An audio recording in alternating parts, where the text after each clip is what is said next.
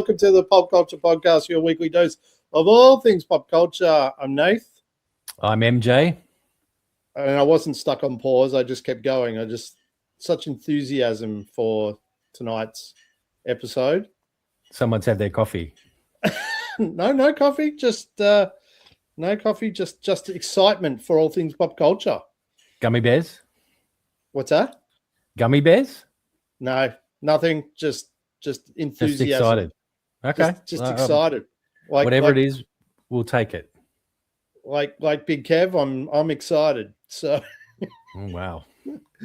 There's a reference to date yourself straight off the bat. If you know, you know. Yeah. So, but talking about if you know, you know, I have a couple of public apologies I need to make. Don't get so excited that I made mistakes. I was going to say, I've been waiting since episode 1 for one of these. This is great. All right, come on. Hands together. All right, hit me. It's about time this happens. Here's a couple of public apologies. So last week I announced a trailer which I referred to as Necromancer. It was actually it's called Neuromancer, which is coming out on January 22. Very different genre from Necromancer to Neuromancer. Yes. Yep. It's totally different genre of romance. Yeah, it's got a different premise to. I mean, it's got the same premise, but just different names. So yeah, I did make the mistake of mixing those two up. What's a neuromancer? What's that? Sorry. What's a neuromancer? Well, neuromancer is it the opposite of an old romancer? Yeah. Well, you know, I mean, I've just dated myself with that joke, so yeah. Well, you got it anyway. So yeah, no. Yeah. So that's definitely one of the public apologies I need to make. The other one, which was a big one actually, we were talking last week regarding the San Diego Comic-Con announcement, and I was talking all things toys, and made mention that Hasbro was taking on the Teenage Mutant Ninja Turtle license. I got my brands mistaken, and it was actually Mattel who are taking on the Teenage Mutant Ninja Turtle brand license. So you meant Coke, and you said Pepsi. I meant Coke, and I said water. So you meant Nike, you said Reebok, and I got Payless shoes. So yeah, so yeah. Anyway, I mean, for those that might not know, Mattel, probably one of the biggest licensing toy companies in the world. You know, they do things like Master of the Universe and Barbie and Hot Wheels and Jurassic Park, WWE. And the list goes on and on and on and on. But it works. Yeah, so it'll be interesting anyway to see how Hasbro goes. I mean, Mattel. See, I nearly did it again. Mattel goes with the license for next week's apology. Yeah, well, I mean, maybe we'll get TMNT Barbies, or we'll definitely get Hot Wheels. I would say, I guess. Yep. We may get the Turtles Back in Time with the Jurassic era with Jurassic Park. That'd be kind of cool. April O'Neil Barbie would be right. Yeah. It'd be interesting to see how what they do with. You could get a Karai one with as well if you wanted. Yeah, you could get Casey or Casey. Yeah, Shredder. Yeah. So yeah, there's quite a few there. What about Krang? A Krang Barbie? No, I don't think they don't get a Krang Barbie. He's a little bit too skinny. Yeah. Okay. Yeah, no, it's just a little too gross. I don't think that would work. But anyway, yeah, those are my public apologies. Apologies to both Neuromancer and also the Mattel. We hope one day you'll be a sponsor. Is that it? That's it. Oh, Well, what about, because you got me all excited because I thought you were going to finally apologise to me for getting me involved in this podcasting thing in the first place. I thought that was where this was heading. Okay. All right. I can wait another week. That's what you're going to get for that one. Okay. Anyway, Fair enough. I apologise. I apologise for my dad joke before. Yeah, no, you can't take it back. Sorry. I'm not going to leave it a week though. I'm just going to clear the slate right now and say sorry. Anyway, let's get into the zest.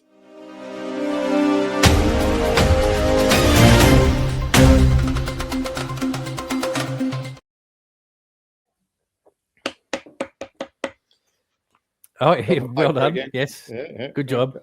Yeah. Now you didn't have them on the floor this time. No, got my paper ready. It's all good to go. So yeah, very good. Yeah, it didn't take you nearly as long to get the hang of that as I thought it would. All right, Mr. Trailers, bring out your doctorate. What have you got for us this week? I've only got one. Oh, yeah. There's probably been others, but I've only got one. Which one would that be? Ted Lasso. Oh, you've missed so many this week. Yeah, I have. I was kind of hoping that you would pick up the slack because I looked at my notes. Apprenticeship is back on. I'll take over after you. Well, so Ted Lasso, final season? Yeah. No, not final season. This is actually a bonus season because we didn't think we were going to get. This is season 4, right? And everybody sort of thought it was wrapped up after season 3, but I think it was just a bit of a negotiating, working out the money type thing. Right. But the show is. You haven't watched Ted Lasso yet, have you? No. So the show is taking a bit of a turn in that for the first 3 seasons, he's been coaching the men's team at Richmond AFC. And in this season, he's going to be coaching the Richmond AFC women's team. That's cool.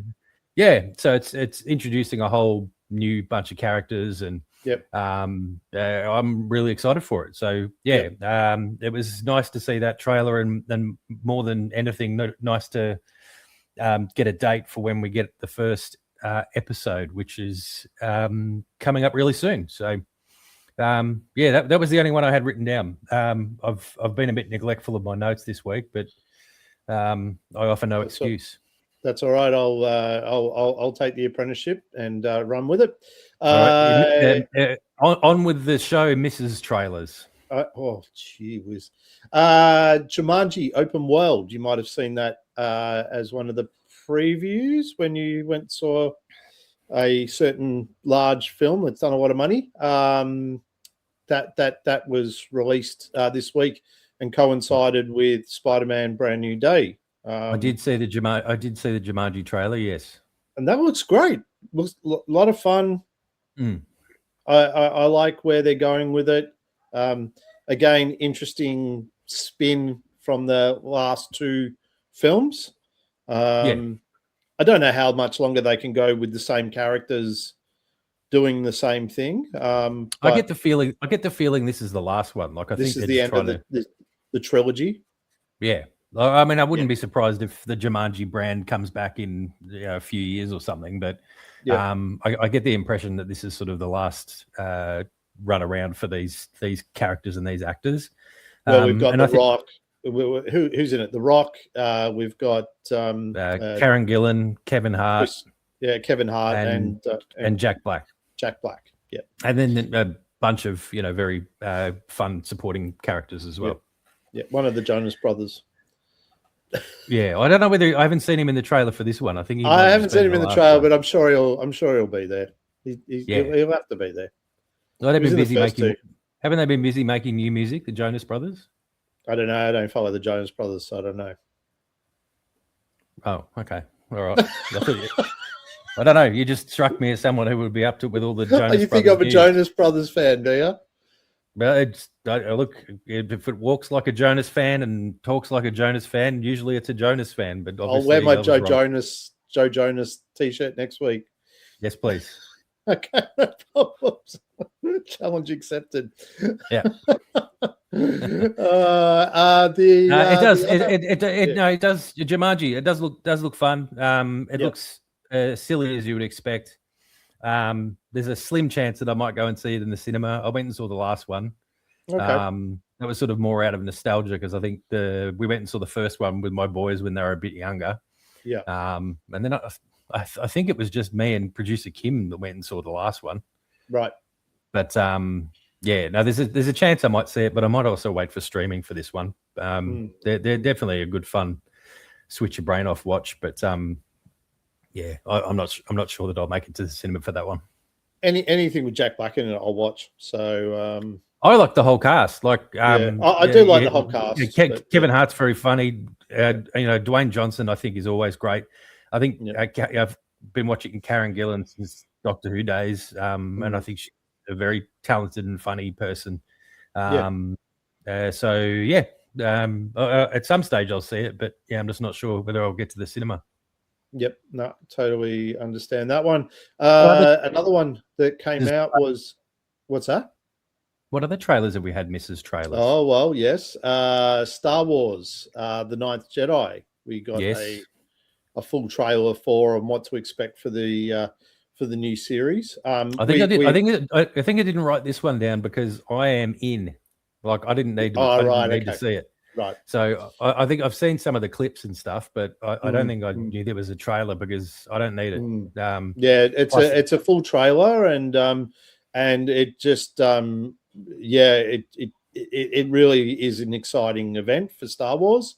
I'm looking forward to seeing the when that sort of gets going, and because we really enjoyed the visions and there was two episodes? It was 2 episodes, wasn't it? There was an episode in season 1 and there was an episode in season 3. Yeah, right. Gotcha. Which I might have to try and watch again. We watched them after the announcement of this show at Star Wars Celebration. But yeah, I think I might watch those as well, just as part of the lead up and the excitement, because I'm really looking forward to the new episodes coming out. I think it's going to be great.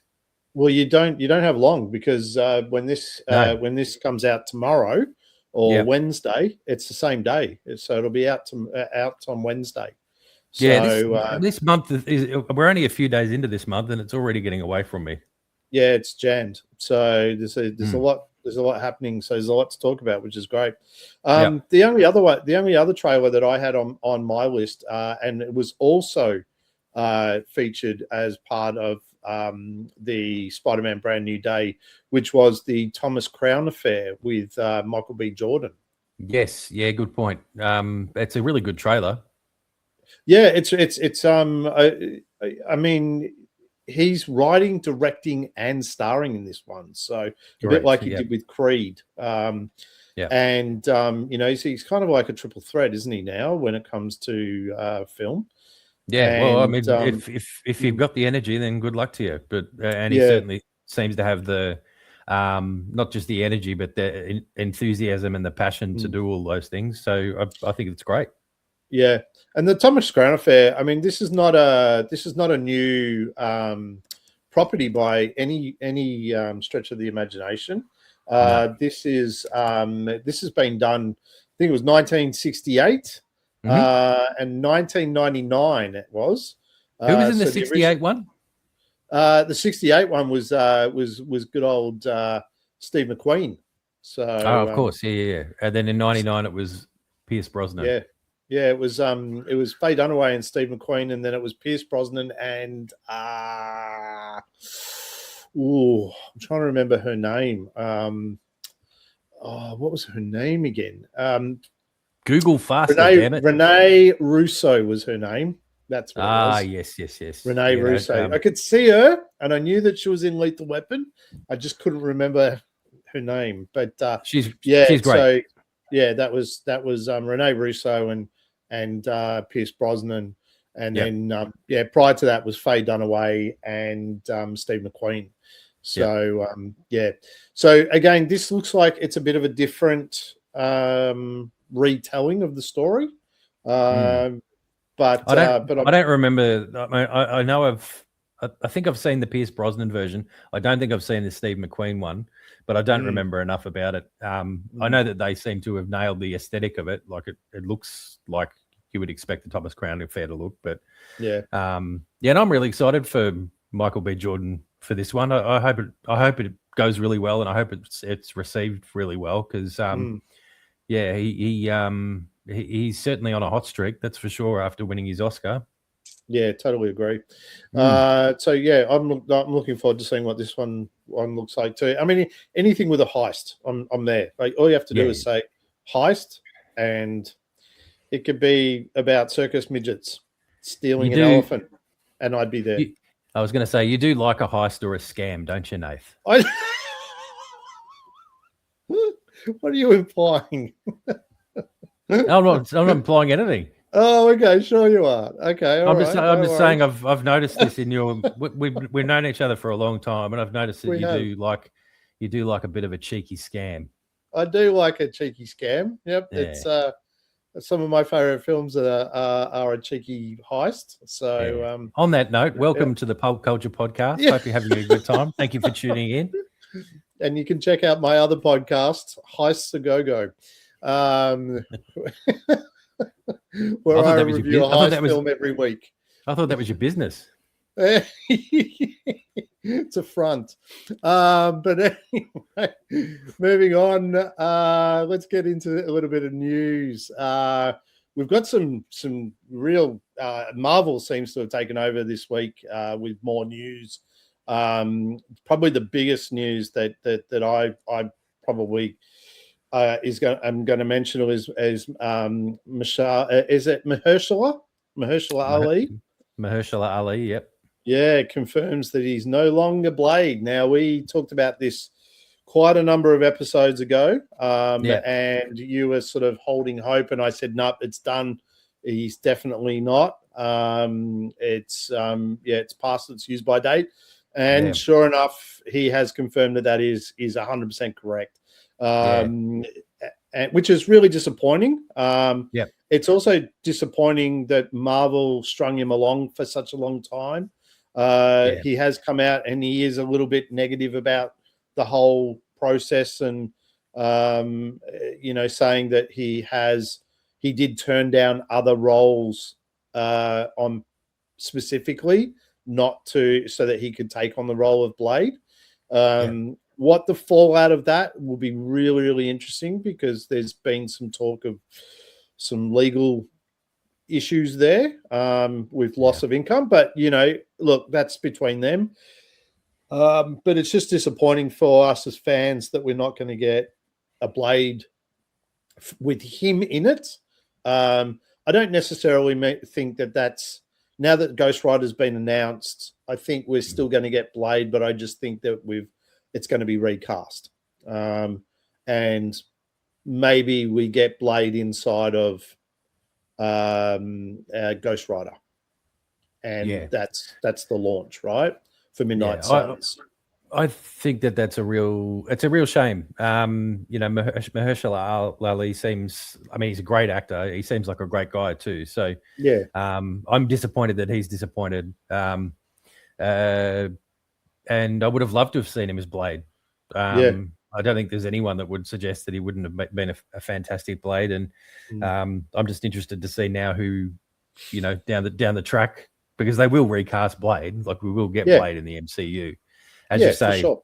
Midnight Suns are coming. I wouldn't be surprised if we get a Ghost Rider film, and then the direct sort of sequel, quote unquote, is Midnight Suns. I think that is probably where we'll see Moon Knight come back. We might even see Werewolf by Night with Gael Garcia Bernal. This is just me dreaming here, but I wouldn't be surprised if we see Blade pop up in that. Well, there's also a rumor going around at the moment that Moon Knight's going to pop up in Daredevil. So I think that's an interesting sort of one as well. That might be another way. It would make perfect sense. They move in the same circles. There's a lot of characters popping up in Daredevil. It's almost got a cast list. It's getting a bit full, isn't it? Right? Yeah, it's almost as stacked as X-Men '97. Well, I mean, yeah, I mean, they're going to have all the Defenders in the next one, and Colleen Wing is also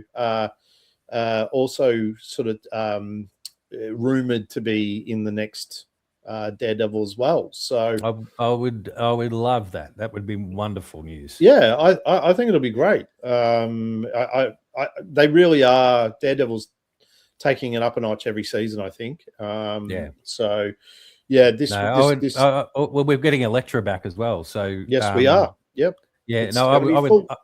I would love to see Jessica Henwick come back as Colleen Wing. Jessica Henwick lights up anything that she's in. I'm loving watching her in Silo at the moment. Oh, she's unreal.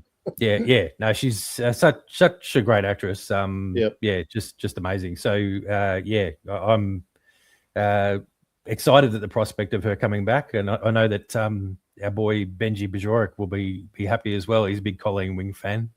Yep. Well, shout out to Benji, who we'll have on the show in probably a couple of weeks' time. So as a special guest host. So looking forward to having him. Wonderful. Yeah, which will be good. Talking about cancellations, another one that you'll probably be really disappointed about is that Marvel has suddenly cancelled Wonder Man Season 2. Yes. I don't know if you'd heard this. So I had heard this. I saw a post from one of the Hollywood press reporting agencies, and then I quickly saw a post from the man himself, Yahya Abdul-Mateen II. Yep. And yeah, it's really disappointing. It's not a good look either. Like a lot of the stuff that they're canceling, it has to be said is black-led projects. And I was thinking the same thing. I wasn't going to say it, but I was thinking exactly the same thing. Yeah. No, it's. I mean, it is not a good look. No, I think it was Mahershala Ali said it. It's not like they're short of money. No. No. If they wanted to make it happen, they could make it happen. So the reasons behind them not making it happen, I think it's really interesting, and it comes.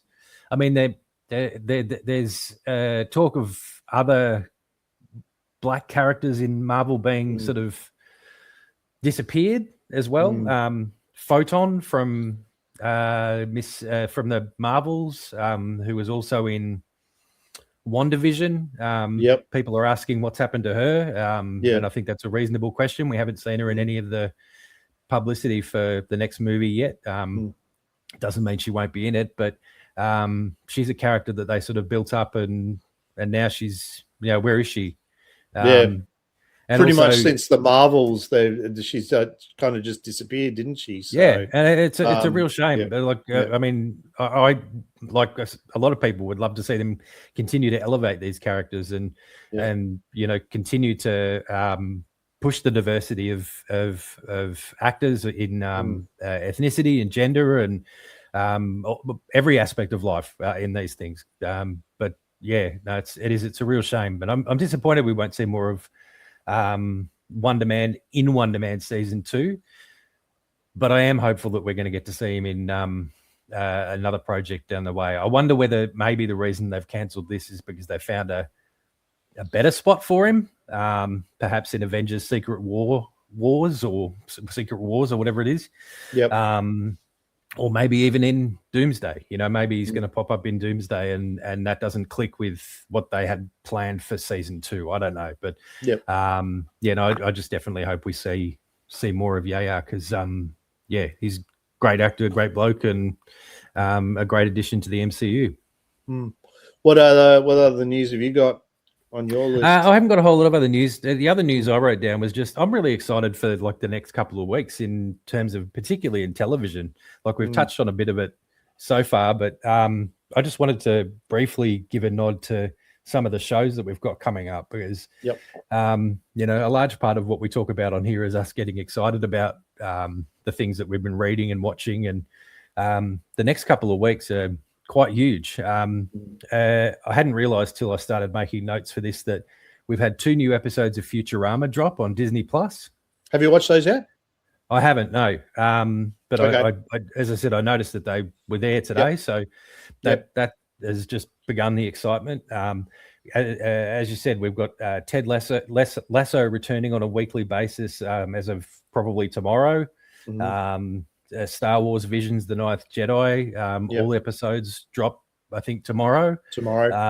Yeah, and then later, early next week, those of us that are watching House of the Dragons, the Game of Thrones spin-off, we've got the big finale episode, which is definitely going to be a good one, especially in the wake of the last episode, which we had yesterday. Very dramatic. So that's an exciting thing to look forward to. And then, of course, we've got Lanterns coming up on HBO Max on August 17, assuming that they give it to us and don't send it off to ABC iView or Channel 31 or something like that. Yep. Yeah. Well, we'll just have to wait and see. But looking forward to. I'm not bitter. Doesn't sound like it at all. No. Good. So still waiting for ABC iView to comment on whether they're going to have My Adventures with Superman. Still no comment yet. So ABC iView, give us a statement. Help us out. Let us know. Yes, please. Yeah, just let us know. Just let us know. Yeah, and if you know somebody at ABC iView or ABC in general, and you've got a connection, hit us up on our socials under Pop Culture Pod. Hit us up in the DMs. You can be anonymous, but we'd love to know. Yeah. If you've got giggle and or hoot in your group chat, just send them a quick text. Just say what's going on with My Adventures with Superman, because they'll probably know, I'm sure. Yep, absolutely. For me, I've got a little bit of news. Sony producer Amy Pascal has confirmed that an animated Venom movie is officially in development. Okay, which is cool. I think riding on the back of the Spider-Verse films, and they're going to do a Venom as well. So, which I think is great. So, apologies. You said it was a movie or a TV series? Movie. Okay. Yeah. Well, if it's along the lines of the Spider-Verse stuff, then give it to me. Yeah, I think it's going to be a lot of fun. So it just says it's officially in development. Doesn't say anything else on it at this stage. That might be sort of what they're looking at as the next thing in the Spider-Verse animated stuff, because I think it's safe to assume that at some stage soon we're going to get Miles Morales in live action, and so that character will move over there, and Venom can have a go in animation. That Venom's a great character for animated stuff. We were talking, I think it was last week or the week before, about Clayface and about how great he is as an animated character, and how difficult it's going to be to sort of translate that awesome character into live action. But I think Venom's a really great one to explore in animation, especially the top-notch stuff that we've seen from the Spider-Verse and Sony. Yeah, totally agree. Shadow of the Bat. We got a bit of a synopsis. Do you know about this? Have you heard about the comic series? Yeah, the comic series. What to expect from that? I haven't heard a synopsis. No, hit me up. Yeah, so this is really, really interesting. So apparently, so this is how it goes, and I'll read it because it's a little bit lengthy. But it says, an abandoned Ace chemical factory mysteriously explodes, bathing a Gotham neighborhood in highly potent and completely unknown neuropharmacological agents. There you go. That's a bit of a word, isn't it? Neuromantic. Neuromantic. Neuro whatever. Pharmacological agents. So the sort that was created by the Joker. Fearing 50,000 Jokers, an Arkham the size of a small city, a brutal quarantine is instituted, martial law is declared, and Batman enters. Doesn't that sound cool? It does sound cool. I'm excited for that. It's because the creative team behind this one is the creative team from Absolute Martian Manhunter. Yeah, Correct. Dennis Camp and Javi Rodriguez. Yeah. Yep. They'll kill that. It'll be awesome. Yeah. And now you've sort of heard that we're getting sort of potential different types and styles of Jokers. That fits right in with their wheelhouse, doesn't it? Of off the wall art and storyline. So bring on the chaos. Yeah, a lot of chaos there. The only other thing that I wanted to sort of raise in the news was that we're starting to get some casting confirmations and rumors regarding X-Men for the films. Yes. We know of one already, but we're not going to spoil that one in particular because we did say that we were going to have a spoil-free episode. You did say that, and you're already flirting with otherwise, but no. No. But it has been confirmed that Australia's own Samara Weaving is going to be Emma Frost. Yeah. So it's interesting that they've got Emma Frost in the mix of the first roster of this new version of the X-Men. Yeah. It is an interesting choice. Yep. Although, sorry, just to pull you up on that note, like, just because they cast Emma Frost in the movie doesn't mean necessarily she's going to be part of the roster of the X-Men. No, definitely not suggesting that. I mean, she could potentially be part of a Hellfire Club or just bad guys in general, etc. There's some pretty large rumors going around that in Indy Navarrete, is that Navarrete from Obsession? I think it's Never Ready. Is going. I always have to have a bit of a think, but yeah. She's rumored to be Mystique, which I can see in that. I heard that cool. Was a role that she was eager to play. Yep, I can see that. And she has had talks with Marvel. I mean, that's on the record. Charles Melton. Her agents would be talking to everybody at the moment, and I reckon they would be too. The doors are being bashed down. Have you? I haven't yet. No. No, right, okay.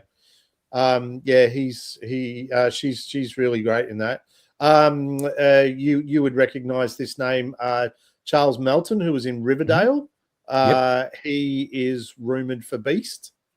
Yeah, which is he was in some high-profile movie recently. He was in Beef. He was in Beef as well. Beef, yeah. No, his status has sort of been elevating pretty steadily over the last couple of years. So, he's a very talented actor.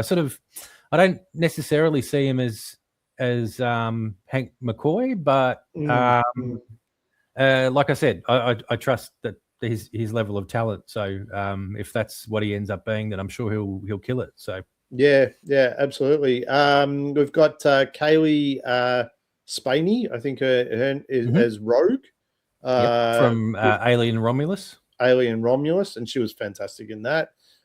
Jamie Lawson as Storm, which is rather cool.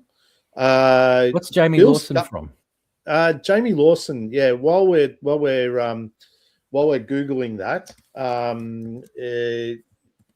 I know it's a question without notice, but absolutely, it's a question without notice. Oh, she was in The Running Man. She was in Sinners. That's right.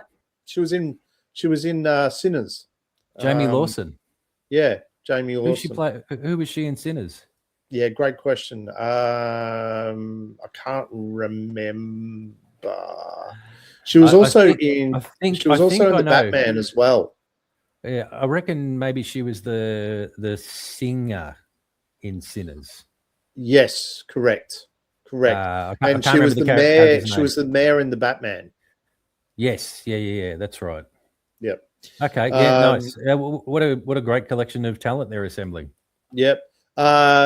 Just really quickly, Bill Skarsgård as Professor X.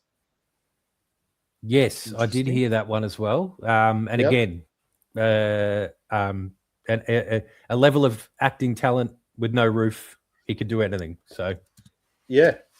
You've got Drew. You've got Drew Starkey, I think you pronounce his name. Okay. As Cyclops. Drew Starkey has been he's been in that really popular TV show Outer Banks, and he's in a TV show currently called Lucky, which has Anna Taylor-Joy in it. Yep. So yeah, he's rumored to be Cyclops. Adam Driver is Mr. Sinister. That's been a pretty big one that's been floating around for a little while now. Yeah. And there's been no denial or confirmation on that one. But well, he was first rumored to be Magneto, wasn't he? Correct. But Magneto, the current rumor for Magneto is Jensen Ackles, which I think is really a really interesting one. Okay. I wasn't expecting that one. But again, he's had some conversations with Marvel, especially around him recently in The Boys and doing the new spin-off. So well, he certainly seems to enjoy the genre because Jensen's voiced Batman in a number of projects as well. He sure has. You know, he's obviously a fan of the superhero genre. Yeah. So there's some interesting rumors that are floating around at the moment. I do like where they're going and where they're traveling. I mean, there's no talk of Wolverine. I do wonder what that looks like, whether we have an X-Men without the Wolverine in the first film, or whether we get that at a later date.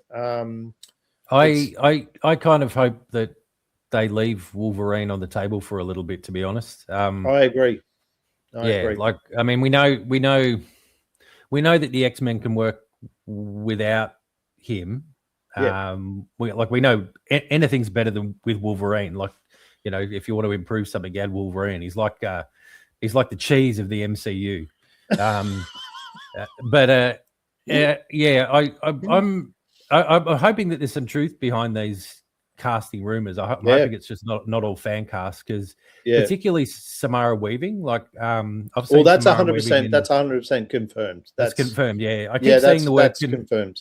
Yeah, I keep saying the word confirmed, but you know, even I can slap stickers on stuff that says confirmed. No, that's been confirmed from Variety, from Deadline. So they're good. Probably two of the bigger reputable news outlets for this sort of stuff. So I'm really pleased for that on multiple levels, because I mean, I love seeing Australian actors do well anywhere, but particularly in the US and in the UK and elsewhere. But Samara Weaving, I've seen in a number of projects. I think the first thing I saw her in was the TV remake of Picnic at Hanging Rock. Oh, okay. And she's amazing. So and she's got the right level of I don't know, cheekiness and personality to really kill that role. So I'm hoping that is the truth. Well, I just saw her just recently in Ready or Not 2, which was the sequel from the first. And she was just as good in that as she was in the first one. So, okay, yep, probably not up your alley. It's pretty horrific, but it's for grown-ups, is it? It's for during the daytime with the lights on. Right, I'm going to steer clear of that one then. For you, anyway. So that's pretty much it for the news for me. What about you? No, that's it for me. As I said, I've dropped the ball a bit this week and not made too many notes. I'm solely focused on the return of Ted Lasso. Okay. All right, good. Well, what we can solely focus on right now is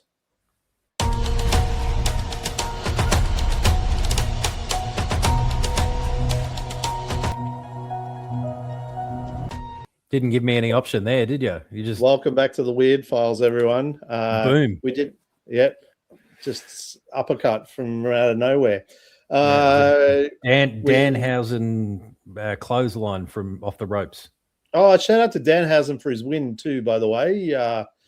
winning against Dominic Mysterio in true Danhausen fashion with Mini-Housens. Friend of the show, Danhausen. Friend of the show. So, yes, we congratulate you on your win. I think it's 18-0 now for him. So he's doing exceptionally well. Very nice, very evil. Very evil. Talking about very nice and very evil, this week's Weird Files is titled Retirement Home Casino. Mm. An 84-year-old Florida woman has been arrested for running an underground casino out of her retirement home craft room.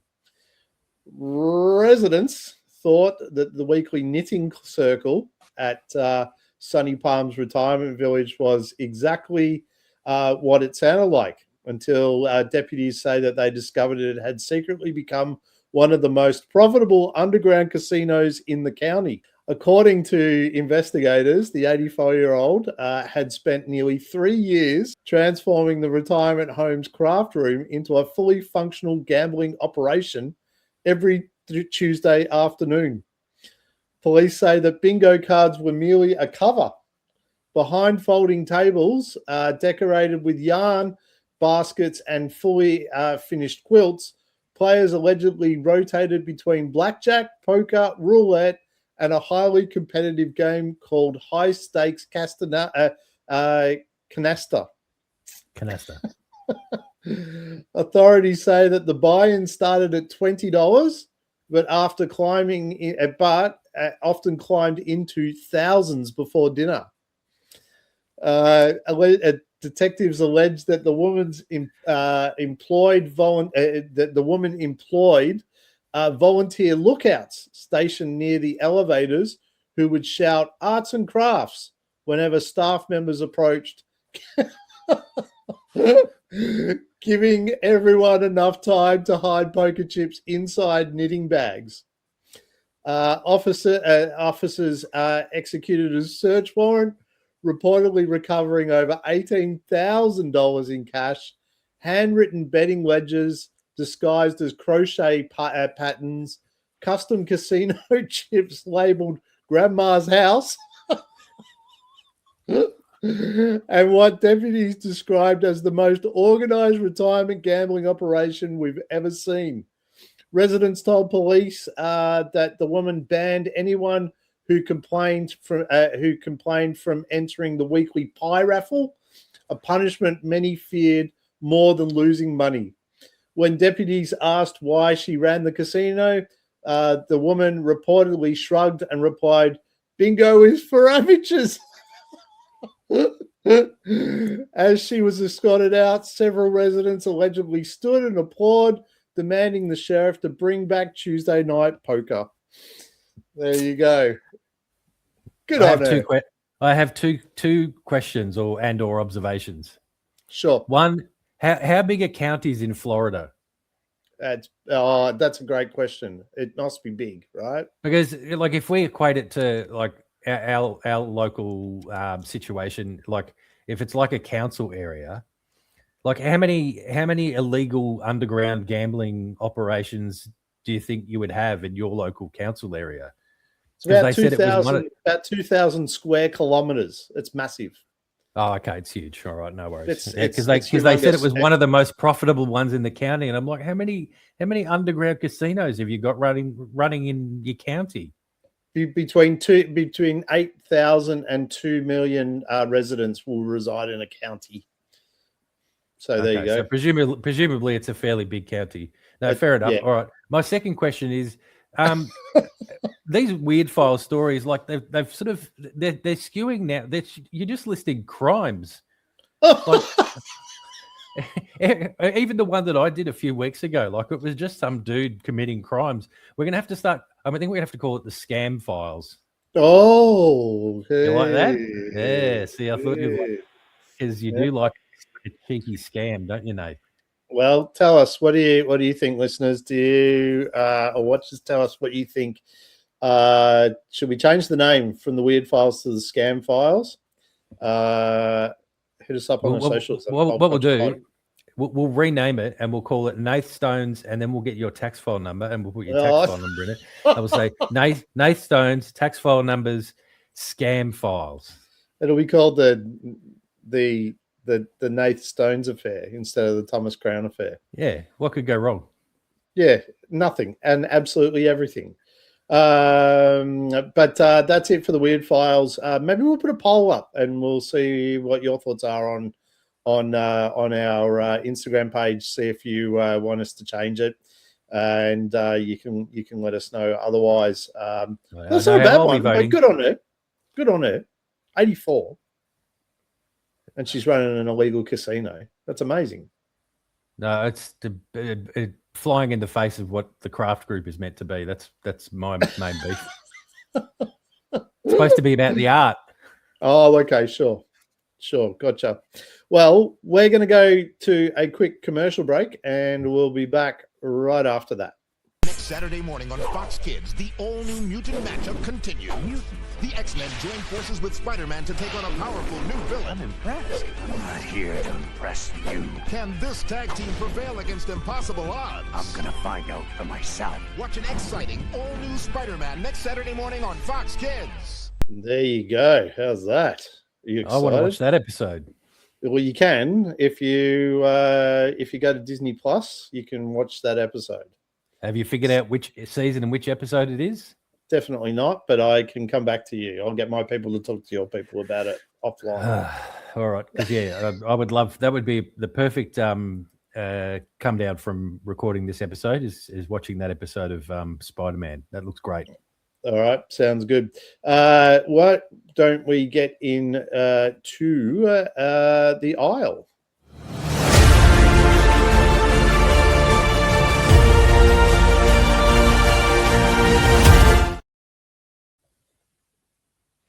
Oh, he's got props. He's already reading.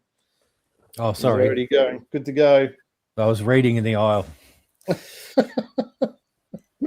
I was fully immersing myself. Well, seeing you've already got something to show, why don't you go first? Yeah, I guess I could start with that one, couldn't I? Yeah. I've been reading heaps this week.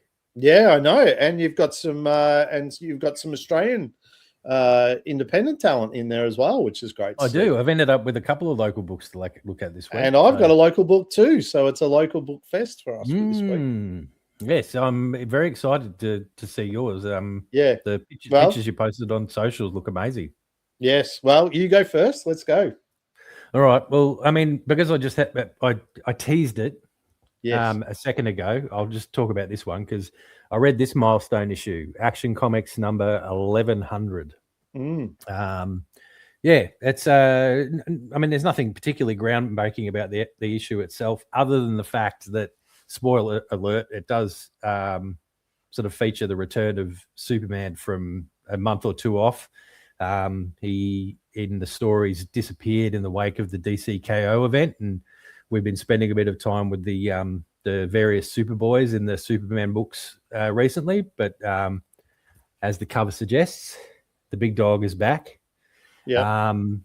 No, it's but the highlight of this one for me is the really great cover art from Ryan Sook. That's a cool wraparound with the different sort of eras of Superman. Yeah.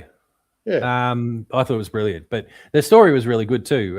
It sort of wraps up the Superboy in Smallville story that we've had going for, as I say, the last sort of 6 issues or whatever, and it also touches on some of the other Superboy's stories that we've had going, and sort of brings them all back to the one place, and features the return of the big dog. So that was really good. Always love reading a bit of Superman, so that was fun. Some of the other stuff, I'll leave the local stuff till last. I think maybe we'll talk about all those all at once. Another thing that I finished reading this week, I started reading this ages ago, Jessica Jones' Blind Spot, and it features 2 stories, and I so enjoyed the first one, which is called Blind Spot. It's by Kelly Thompson with art by Mattia DeUlius and Marcio Takara and others. I love that story so much that I decided to sort of save the next one for a bit. But I dove into it this week, and my goodness, this is such a good book. I posted on socials about this, about how much I enjoyed it. And I basically said that Kelly Thompson, I said that Kelly Thompson is a writer that I would follow anywhere.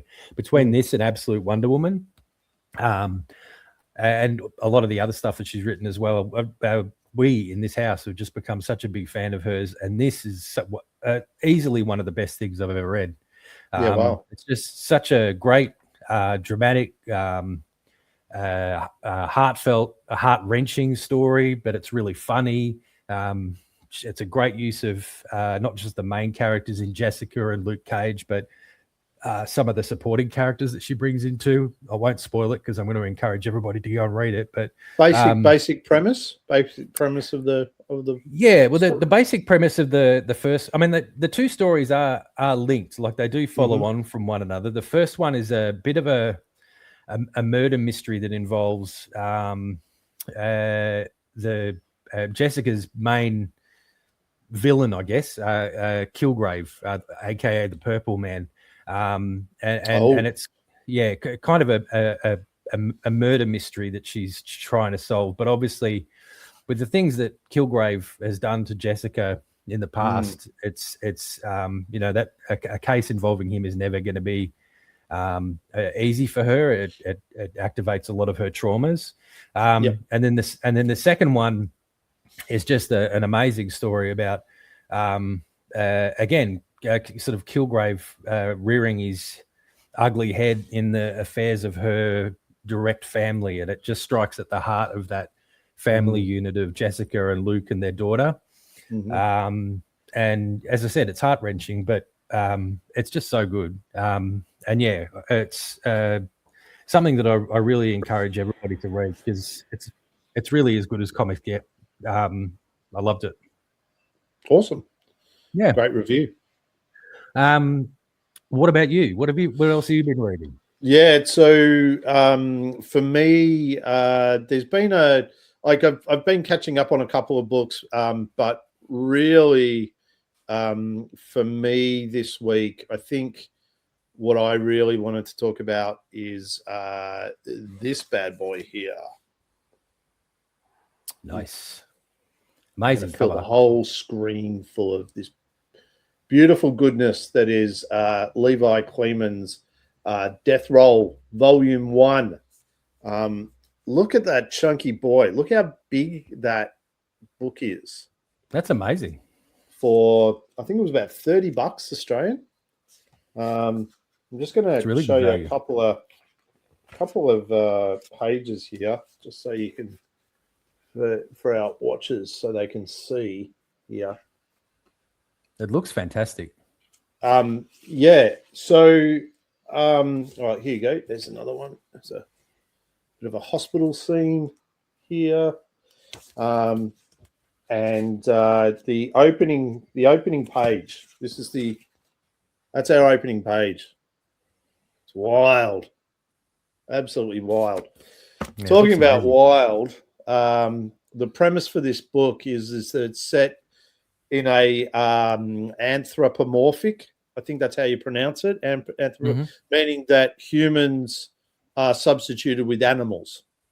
And it's set in a Miami, Florida, and it's the story of a young American bulldog who happens to be an Army Ranger veteran, who has sustained some serious trauma, PTSD, and a lost limb because of it. And he's pushed beyond his limits in a desperate fight to rescue his brother, which are from a gang of vicious reptiles.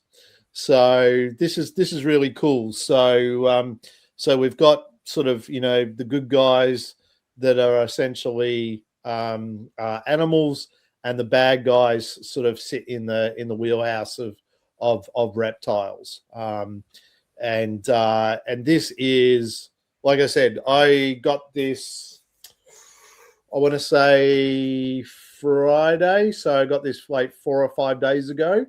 Sounds about right. And I read this all in one sitting, and I want to reread it again. That's how good this book is.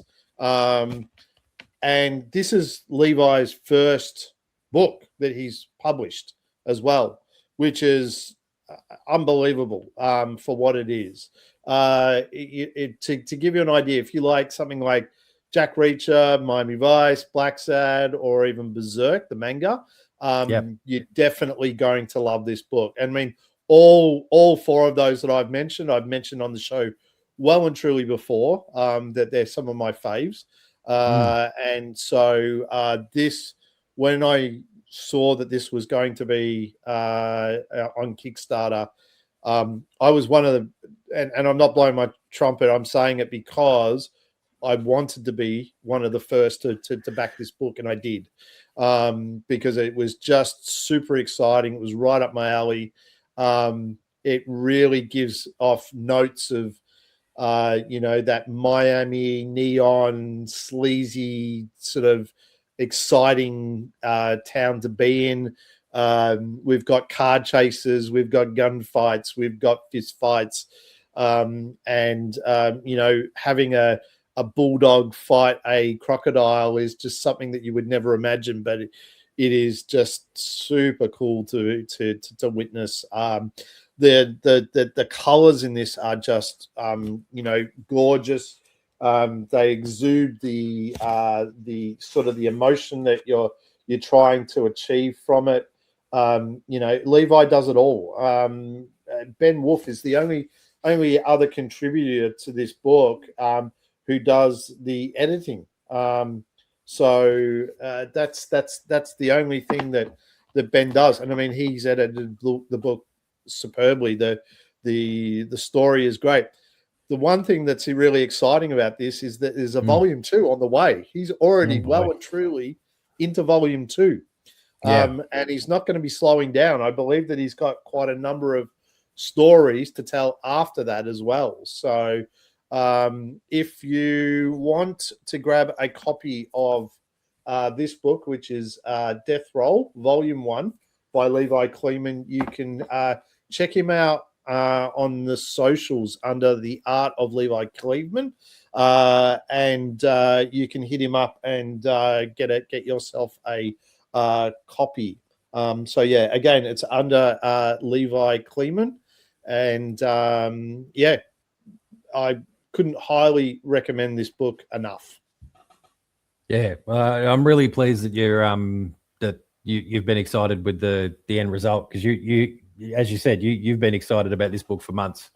And he also Levi also featured on one of our Pulp Plus episodes, which you can jump on and listen to if you want to know a little bit more about his process and his methods, and also his love to feature his own dog in the series, which is fantastic. When you know that story and you see his dog, you'll understand why he's really, really important part of the book.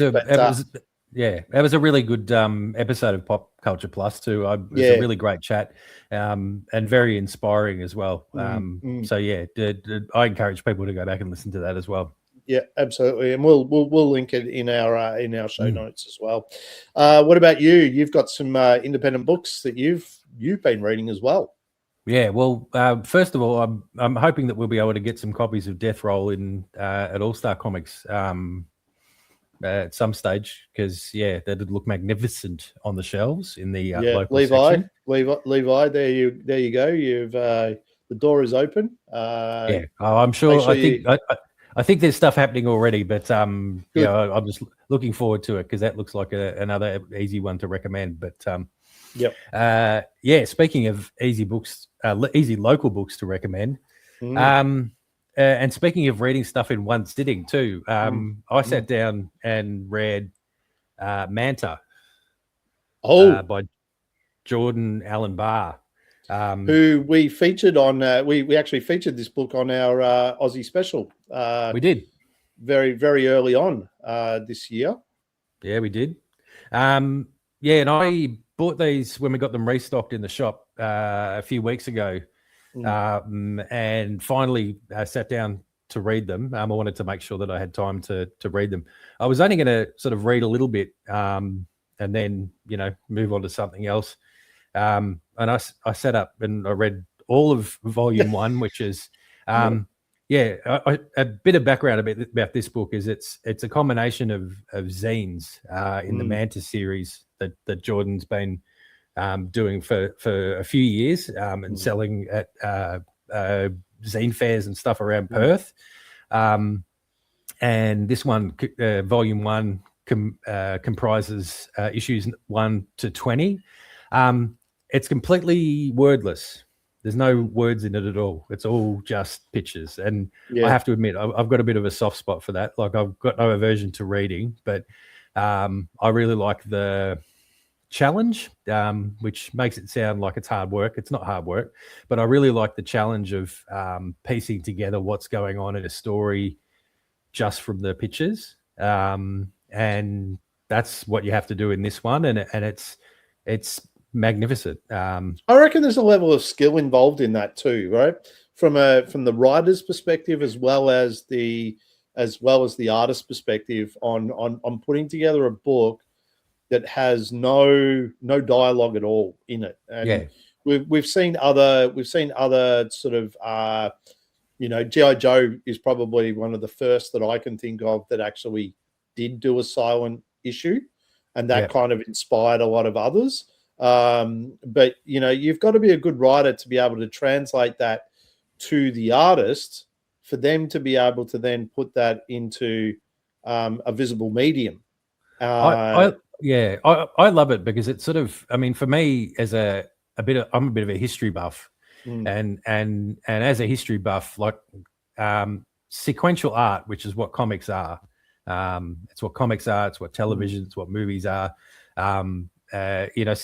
Sequential art dates back to cave paintings, and cave paintings in some forms, in most forms, that's what they are. They're sequential art. It's pictures that tell a story and without words. Yep. And so this is a modern version that we have in common with people that created and observed those forms of art tens of thousands of years ago. And I think that that's magnificent. And so, I really loved this book in particular. I just thought it was great. I didn't realize how much I was going to get into it. I love the, like, it's all completely black and white, sort of in true zine sort of form. But it's been lovingly illustrated and put together. It's it's a magical sort of fantastical story that I would sort of compare to like Studio Ghibli. And it's just mesmerizing. I think at the time, I sort of said that it reminded me a bit of Mobius as well. Sort of, very much so. Bit of a Mobius vibe to it. Yeah. No, there's definitely some inspiration there, I would say. But I just loved it. And as I said, I bought volume 1, and then volume 2 is a bit smaller, but it features issues 21 to 25, which it ends on a cliffhanger. I know there's more planned, but I immediately got onto Jordan's website and ordered the only other chapter that's available, number 26, which apparently Jordan tells me it's in the mail. It's on the way here, but I was I was literally dying to read the next chapter. So I'm very much looking forward to getting a hold of that zine when it gets here, because I just want to read more. But it's been a book that we haven't had any trouble selling on the shelves at All Star in any way, but it's definitely one that I'm going to be pushing to people because it's wonderful and just a magnificent little physical object, and a magical read. I loved it. There's something in the water in WA, isn't there? It really is in Western Australia with with the likes of Levi Kleeman and with Jordan, Lauren Marshall, Mark Lautier. You know, we've got quite a really rich talent pool in WA. It really is undeniable. Like Gentle Coda, who's just moved over here as well, and done work on Benji's book. Like she's living in Melbourne now, but she's moved from Perth too. That was she worked on Troubleshoot, didn't she? She did, yeah. She did a beautiful little story in Troubleshoot. Yeah, that's right. And is doing amazing work of her own as well. It's undeniable that there's a real revolution happening in Perth at the moment. And WA, it's almost the centre of Australian comic creativity, I would say. It feels like the early 2000s of Melbourne. Like where we had that sort of wellspring of talent that was all coming out of Melbourne, and now it seems that we've got quite a bit coming out of WA now, which is fantastic. It's wonderful. Yeah, it is. It's really great. It's the what is it? The Portland, Oregon of Australia. Yeah. Okay. Well, there's lots of comic creators live in Portland. I think it's like I don't know, Bendis, and there's a whole bunch of them. There's like a whole community there, and there's no real reason for it all happening. It's just that's I don't know, other than the fact that they perhaps support each other and encourage each other and inspire each other, and who cares what it is? But it's it's really wonderful to see and wonderful to be a beneficiary of. 100%, totally get it. What else? Yeah, the other local book that I've read this week is one we had signing for in the shop at All Star on Sunday. We had the creative duo, father-daughter duo, Mark Sheard and Jeannie Sheard, come into the store, and it was a great day. They were launching their book, Tales of the Unfamiliar, which, as you can see, is a fantastic looking book. I got my copy signed, which I was really chuffed about, and it was nice to have a chat to both Mark and Jeannie and other members of their family and entourage as well. Jeannie, I think, correct me if I'm wrong, but I think Jeannie is 15 and she's done the writing for all of this. Yeah, that's great. It's amazing. Like she's come up with the story, I believe. She's done all the writing, and the writing is really top notch. It's fun. It's whimsical. It's engaging. It's definitely got me wanting to read more. So I'm really hoping that there is more on the way. I believe there is. And all of the art's done by Mark, who's not just a comic artist, but also an animator, I believe. Right. And it's just spectacular and fun. The costume designs, character designs are all great. I bought a copy for me, and I bought a copy for my niece who lives in the country. She's an avid comics reader. I'm going to send one off to her as well. But yeah, Tales of the Unfamiliar, it was a really great launch at the shop. But it's a really great book too, and I'm really thrilled that we've got them on the shelves in the shop because it's another one that's going to be easy and a joy to recommend to people. It gives off a fairy tale fantasy vibe. Is that would I be right in saying that? Yeah. It's sort of set in I don't think they name the land, but it's sort of a sort of pseudo medieval kind of land village. It's centered around this main character who I think her name's Thea, I think. If I'm incorrect, then I apologize and I'm going to look like a goose. But she's basically sort of a character that's kind of living on the streets. And as the story opens up, her world opens up to this world of people that are sort of animal human hybrids, sort of what are they called? Shapeshifters. Oh, okay, cool. It's just as I said, it's really fun, wonderful. This story is a really satisfying read in itself, but it's very much just an introduction to the world. Like it's just enough to give you like a bit of a taste and make you want to read more. Like I'm dying to read more already. So do they have plans to do more? I believe so. Yeah. Awesome. So I'm really looking forward to investigating that and being ready for it, because really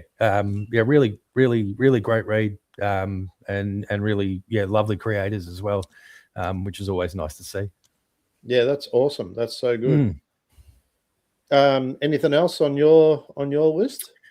No, nothing else of any urgency. I think I'll probably leave everything else until later weeks. So I'd like to put the focus on those local books for now, because I think so too. I mean, that's and I'm really enjoying my current sort of sojourn into reading local books. I've got more stacked up. I've got some more stuff from Paul Borchers, some of the Mountcat stuff. I've even got some more Benji Bajorek that I'm going to read, and I've got some other smaller books that I've bought as well that I'll talk about on future weeks as well. So really enjoying my local books at the moment. Yeah, no, that's awesome. Just wanted to give a quick shout out to Marcus from Dark Root Comics, who is the writer on Zerovus, which you actually gave a review for on last week's show.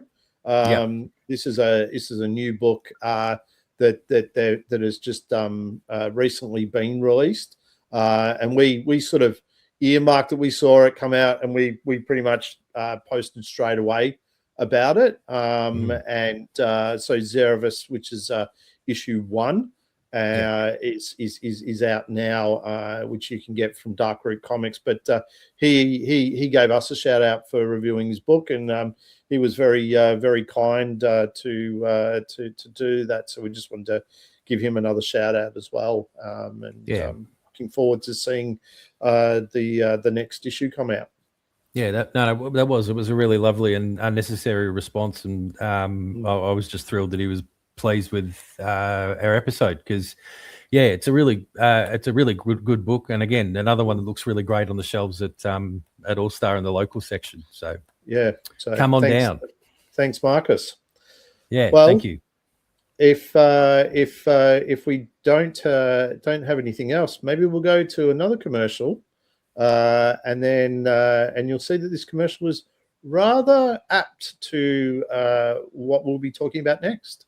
Black hole. We're being drawn into it. Join us on the most fantastic of all voyages as we travel through a dark and mysterious universe on Ulysses 31. It's an awesome adventure with laser swords, spaceships, and action that's out of this world. Quick, everybody to the shuttlecraft. Get away before the whole place blows up. Watch Ulysses 31 right after Pablo on TOTV. Good idea! Ulysses 31, Sunday morning at 9:30 on Philly 57. There you go. Did you ever watch that? Yeah. I don't remember it super well, but I remember the theme music that just came in right at the end there. Right at the end, yeah. And I do remember the show. Yeah, that was a good one. That's a real brainworm, earworm. That one. Yes. The old Ulysses theme. Not in a bad way though. Not in a bad way. Great one. Yeah, you'll be humming along and singing all the high notes with everybody else. So yeah, I like it.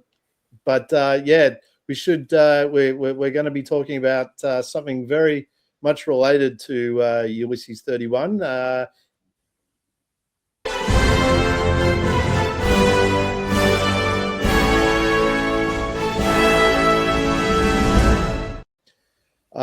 Two big budget films that we'll be talking about this week is The Odyssey and Spider-Man Brand New Day.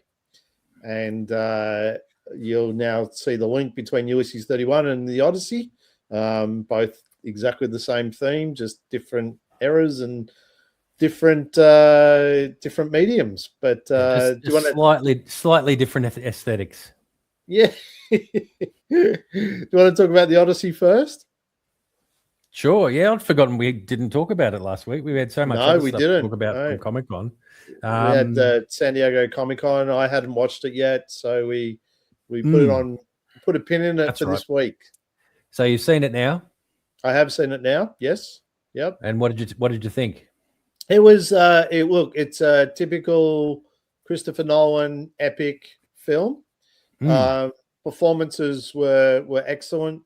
Tom Holland gave us another, excellent performance, as well as Matt Damon, which we would expect, and Anne Hathaway, and the it was just such a huge cast, right? And it needed to be because it's an epic story. It's the epic story. Yeah, the epic story. I definitely felt like I was on the boat a lot with them. Like it was a long, like I know what Nolan was trying to do. It was a long film. And there was times when I felt like, holy cow, like, come on, let's keep moving. But that's just me. I think that was on purpose from Nolan's perspective to give us the journey as such. You weren't getting seasick, were you? No, I wasn't getting seasick. Yeah. I just wanted it to hurry up. The Cyclops scene, holy cow, he is that was awesome. The giant knights scene was very cool. The Sirens, I mean, all of those, I mean, they weren't the Harryhausen claymation that we're used to from Jason and was it Jason and the Argonauts or whatever it was called? I think it was Jason and the Argonauts and others, I think. Yeah, but this was, like I said, it was an epic film, and I can see some Oscar buzz around this. I can see why some of these characters or actors will definitely be getting nominations for. Robert Pattinson was great as well. I mean, he's such a sniveling coward. Yeah.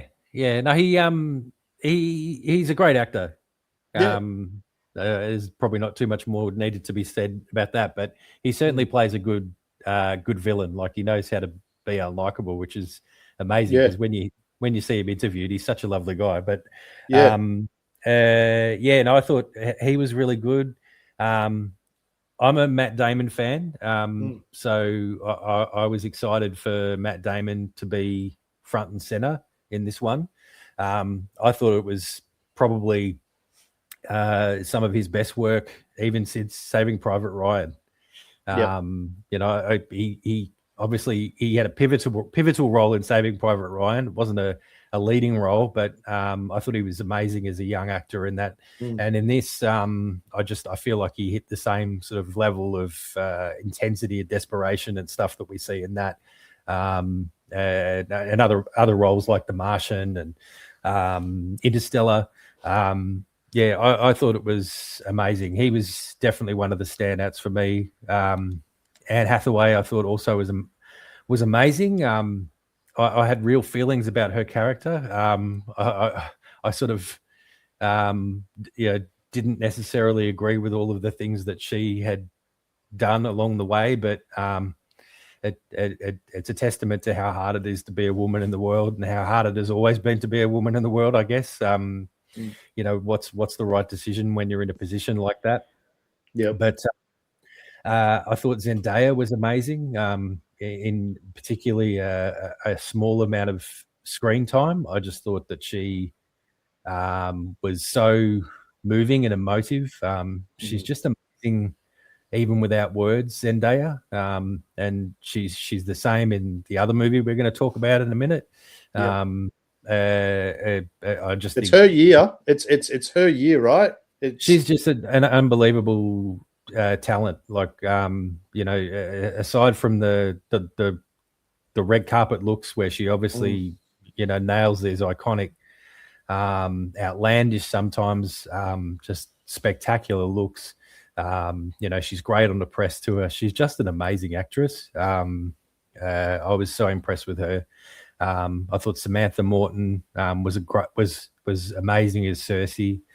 As you said, I thought that the Cyclops was particularly affecting. I thought that was terrifying. I didn't realize at the time, but the actor that plays the Cyclops is an actor by the name of Bill Irwin, who not everybody would know, but I know him from. He used to be in this is a real left turn, but he used to be in Elmo's world. Okay. Play a character called Mr. I don't know. It was this silly character that used to come in. He's a really amazing physical actor and comedian and performer, which is why Christopher Nolan got him to play this role. He was also in the FX X-Men spin-off show Legion. Okay. As I say, he's been in a lot of stuff. Chances are a lot of people will recognize him, but they won't recognize him in this movie. I didn't recognize him in this movie, but I was really pleased for him that he got to perform that role, because I just found it so disturbing and terrifying. I thought the movie was great. I can get how it sort of divided people. It's definitely not a comfortable watch. I loved it, but man, was I exhausted afterwards. And it wasn't because it was 3 hours long, or 3.5, or whatever it was, 2.5. No, how long was it? It was just under 3 hours. I think it was 2:48 or 2:49, something like that. Yeah, and it wasn't because it was too long. I was amongst the many people that said I didn't feel like it was it didn't feel like it was that long for me. It was just so intense. It's high drama, right? It's high stakes. It's high drama. And like a lot of Christopher Nolan. Yeah. No, you go on. I was just going to say, for me, it just felt long, because I think that's what he was trying to do. I think he wanted you to be on that journey, and there was times when they were waiting, or waiting to do something, or waiting to go somewhere, or that I think that he really wanted to portray that. It was a bit like, it reminded me of, what was the Harry Potter one film? It was a Deathly Hallows 1, where they're walking in the countryside and they're walking forever.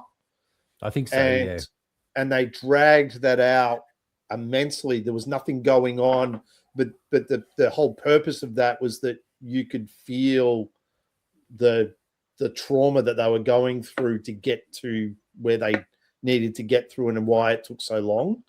I think that one of the things with Christopher Nolan is that he really tries to immerse you in the emotion of a situation. And I'm thinking mostly of Dunkirk. Dunkirk. I really feel like he was very, very successful in managing to convey what it must have felt like to be in any way involved in that incident in history, and that moment in time. That was an exhausting film. Completely, and yet I love it. It's one of my favorite films, one of my favorite Nolan films.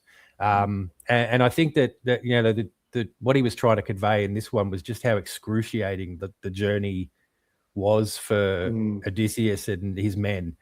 It reminded me of another movie that I saw earlier in the year, and I know I've talked about on here as well, Das Boot. Das Boot is another really long movie, and it's a really excruciating, will they, won't they, will they survive, who's going to survive? Apollo 13 is another one. It's just an excruciating, but the excruciation is part of the experience, and it's part of what the director's trying to convey. And I found it excruciating as well. But I just thought it was an amazing experience. Like so many Christopher Nolan movies, sound is key. The audio, even aside from Ludwig Göransson's amazing score, which I've been listening to not nonstop, but a lot since I saw the movie. It was just so immersive. The Foley artists in this are really top notch, aren't they? They really do some amazing sounds, and I mean those what sort of sounds. Yeah. Yeah. Well, what else were some of your favorite sort of Foley moments? The Cyclops scene, like we had lots of different, noise going on. Yeah, you felt trapped, didn't you? Oh, you did. You had moments of echo. You had animals. You had some crunching of bones and flesh, and you had the fire going. You know, there was a lot going on in such a confined scene, but managed to capture it all really, really well. So yeah, I like I said, I think it was an epic film. It was meant to be an epic film. So I got it for what it was. Look, I don't know the Odyssey story too well. So to get that sort of twist towards the end, it was a nice surprise. So yeah, but like I said, I think this is definitely Oscar worthy. I'll be surprised if Nolan doesn't pick up Best Oscar for directing on this one. Yeah. I'm sure it'll get nominated for a lot of stuff. I think it's easily too far out to be saying who's going to win what, but because it always depends on what other films come out between now and then. But I've got no doubt it's going to rack up a large number of nominations. We're talking about Zendaya. It's her year. Just to give you an idea of how much it's her year. So she's got the last season of Euphoria that's come out this year. We've got the Odyssey, Spider-Man Brand New Day, and she was also in earlier with Robert Pattinson, which was the drama. That's a huge breadth of work for 1 year for an actor, and still manages to stay grounded and good at her craft. So I believe the drama was amazing too. Like I didn't see it myself, but one of my boys saw it, and he raved about the performances of both the lead actors in that. So Robert Pattinson, it's a big one for Robert Pattinson too when you think about it, right? Because he's in June. He's in the drama. He's in the Odyssey. So he's actually got a big year. I'm sure there's other things that he's been in this year, but that I can't think of. But I mean, that's pretty huge for him as well. So shame he doesn't have too much time to enjoy it because he's too busy being Batman.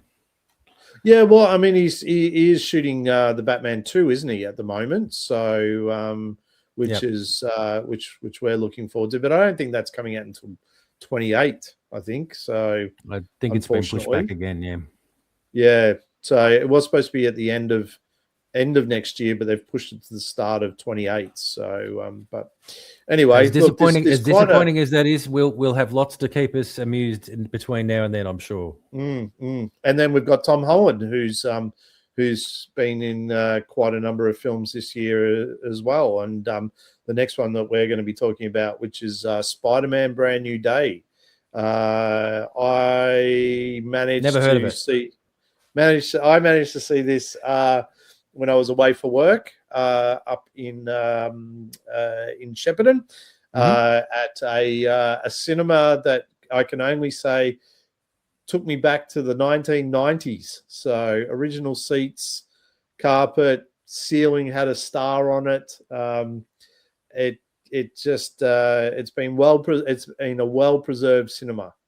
I have to admit, I was very jealous when I realised that you were at the Shepparton cinemas because when producer Kim and I were living in the late 90s, early 2000s in Northern Victoria.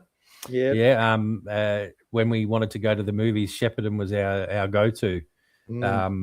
So yeah, I'm glad to hear it hasn't changed.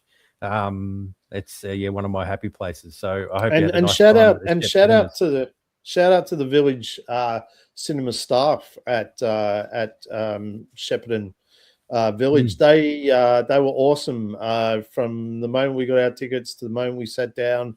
They sort of said, "Oh, do you want to get your concession stand stuff now, or do you want to wait until later? Highly recommend you get it now because, in about 15 minutes, it's going to get really full and you'll be waiting at the back of the line." So, all these like little tidbits about, how the cinema operated and, shout out to them. They did an amazing job. So, that's great. Yeah. And you went to Village as well, didn't you? So We did. We went to Village at Knox. Yeah. We said on saw VMAX? No, we saw it in Oh. one of the the Odyssey is still dominating VMAX. Of course. Yeah. So we were sort of in one of the smaller cinemas. Still big cinemas at Village at Knox. And it was fine. It was great. It was I'm going to say it was a full cinema. Like as usual, there were a few sort of front row seats that weren't occupied, but aside from that, it was a full house. Really great crowd. What was your audience like? Because I've got a really interesting experience for you with my audience. So, what was your audience like? It was it good. A mixed bag? It was a real mix of people. Like we got there in time for me to have a bit of a look around and see who was there. There were, sort of dude bros in front of us, and there were families and kids and all sorts of stuff. And but there was a really positive vibe. Like everybody was just really excited, and as you would hope, once the movie started, everybody got quiet and was really engaged. And I was watching, people watching a bit while the movie was on, and it was fun to see some of the people who are not what you would think of. Like you could just sort of tell that they're not comic book readers. They're not us. They're not our types of people, but they were just fully engaged. Spider-Man means so much to so many people and such a broad range of people. It's wonderful. I really felt that MCU magic again in this one. I would tend to agree with you on that one. I mean, the audience that producer Mandy and I went to, we had a group of girls. It was a birthday party. So a group of young teenage girls whose mum brought them to that, which was fun to watch. I was a bit concerned before it started because I thought, oh no, we're going to just get the giggling and laughing, but they were actually really engaged and along with the audience. And like you say, we had a real mixed bag of the audience. The one thing that really really interested me is that very close to the very end of the film, we heard a noise, and producer Mandy leaned over to me and she said, "Is that a baby?" And I said, "Yes, I think that's a baby." And sure enough, brand new baby. I would say only weeks old, maybe. I thought you were going to say someone had a baby during the movie. Well, you could quite easily with all the action. But yeah, somebody had brought their newborn baby to the screening as well. And okay. Yeah, definitely you don't want to miss out on Spider-Man Brand New Day at the cinema because this was a great film. This is probably my favorite Spider-Man movie out of the lot. Yep. I would put that as my favorite now. Yep. Outside of maybe Spider-Man 2.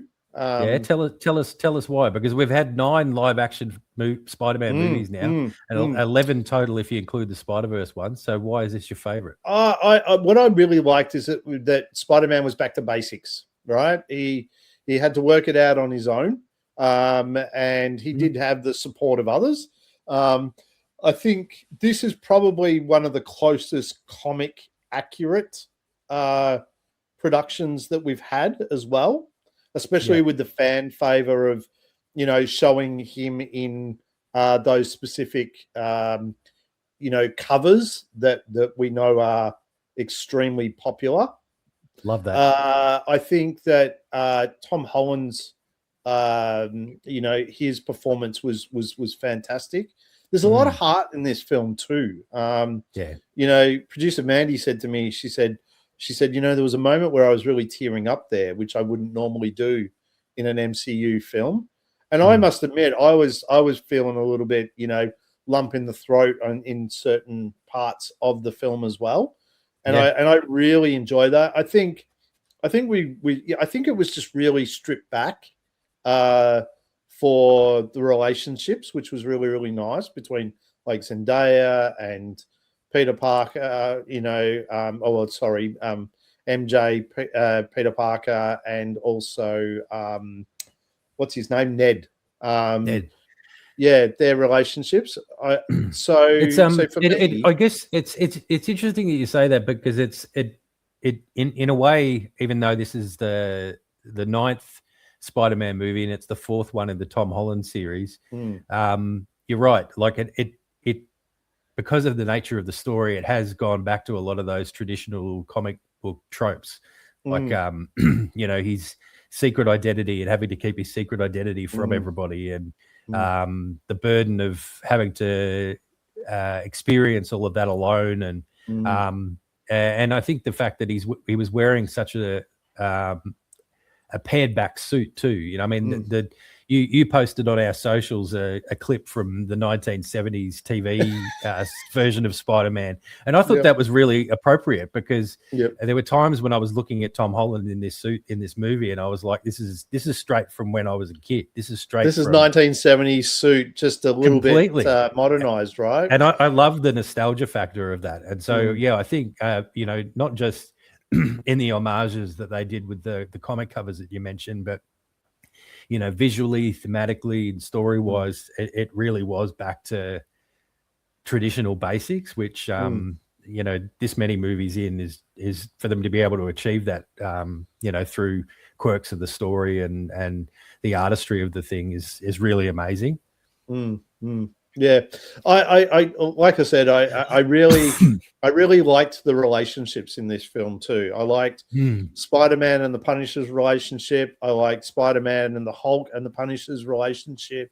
I really liked that.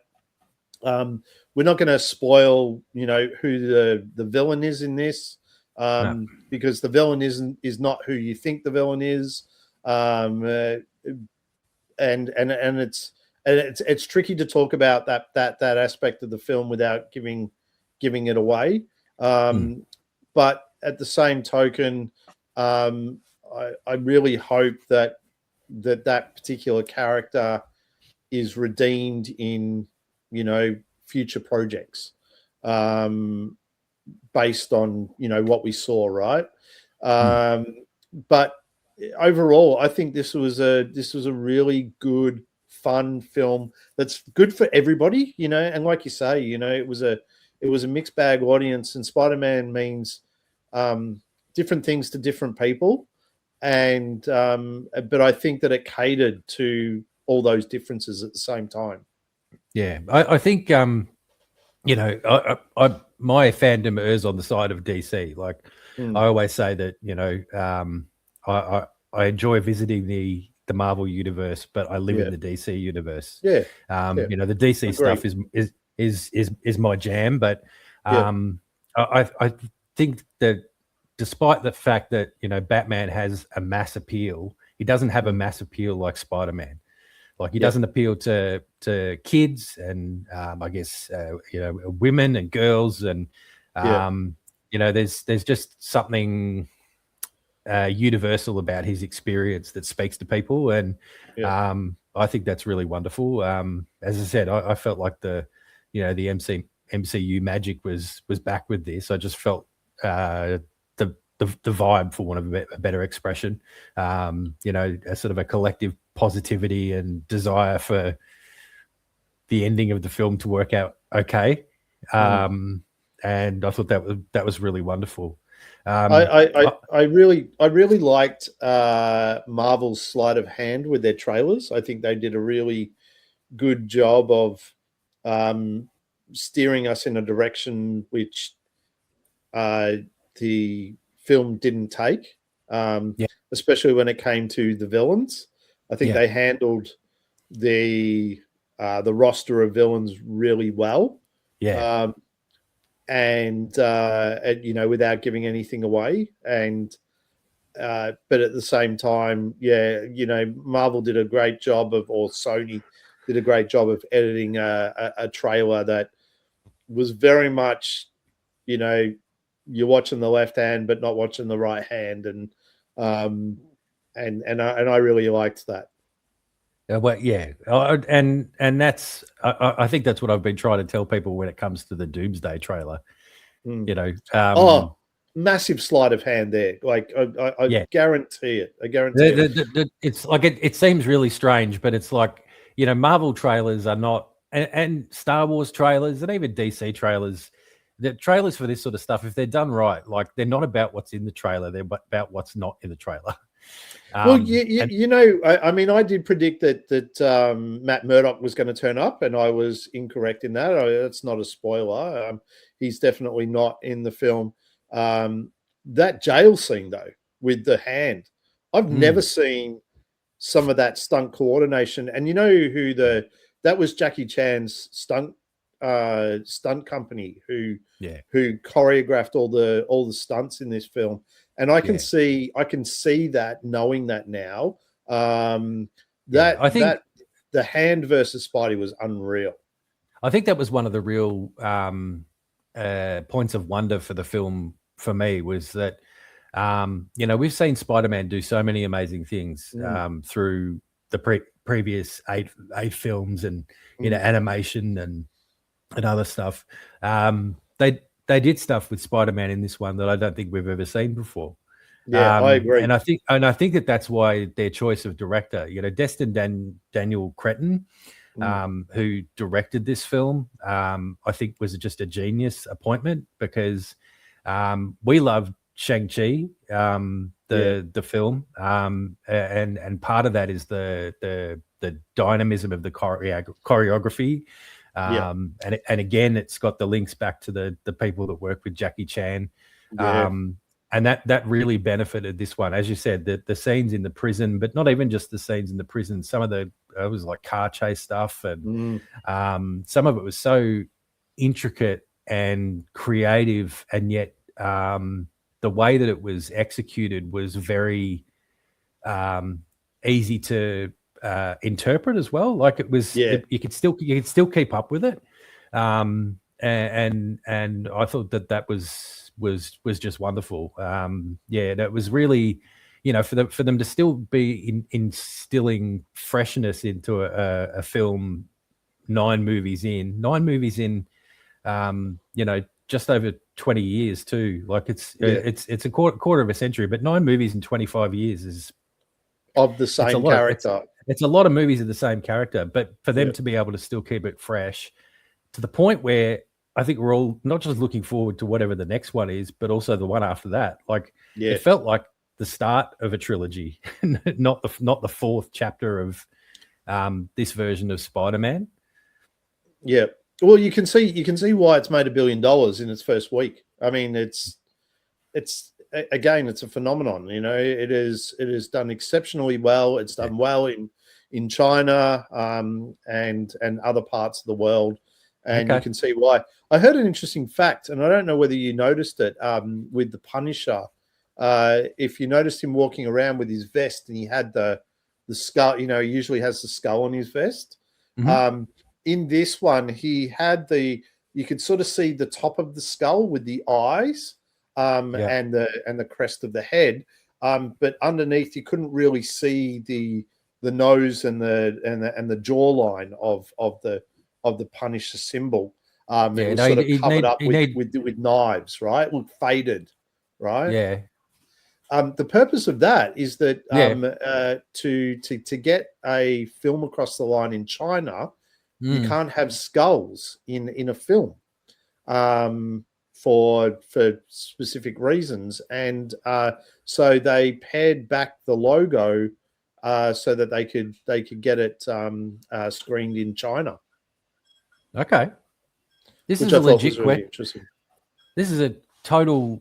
Again, it's a total left turn, but this has just occurred to me. Do you reckon why that's why they left out the, Lord of the Rings, Return of the King?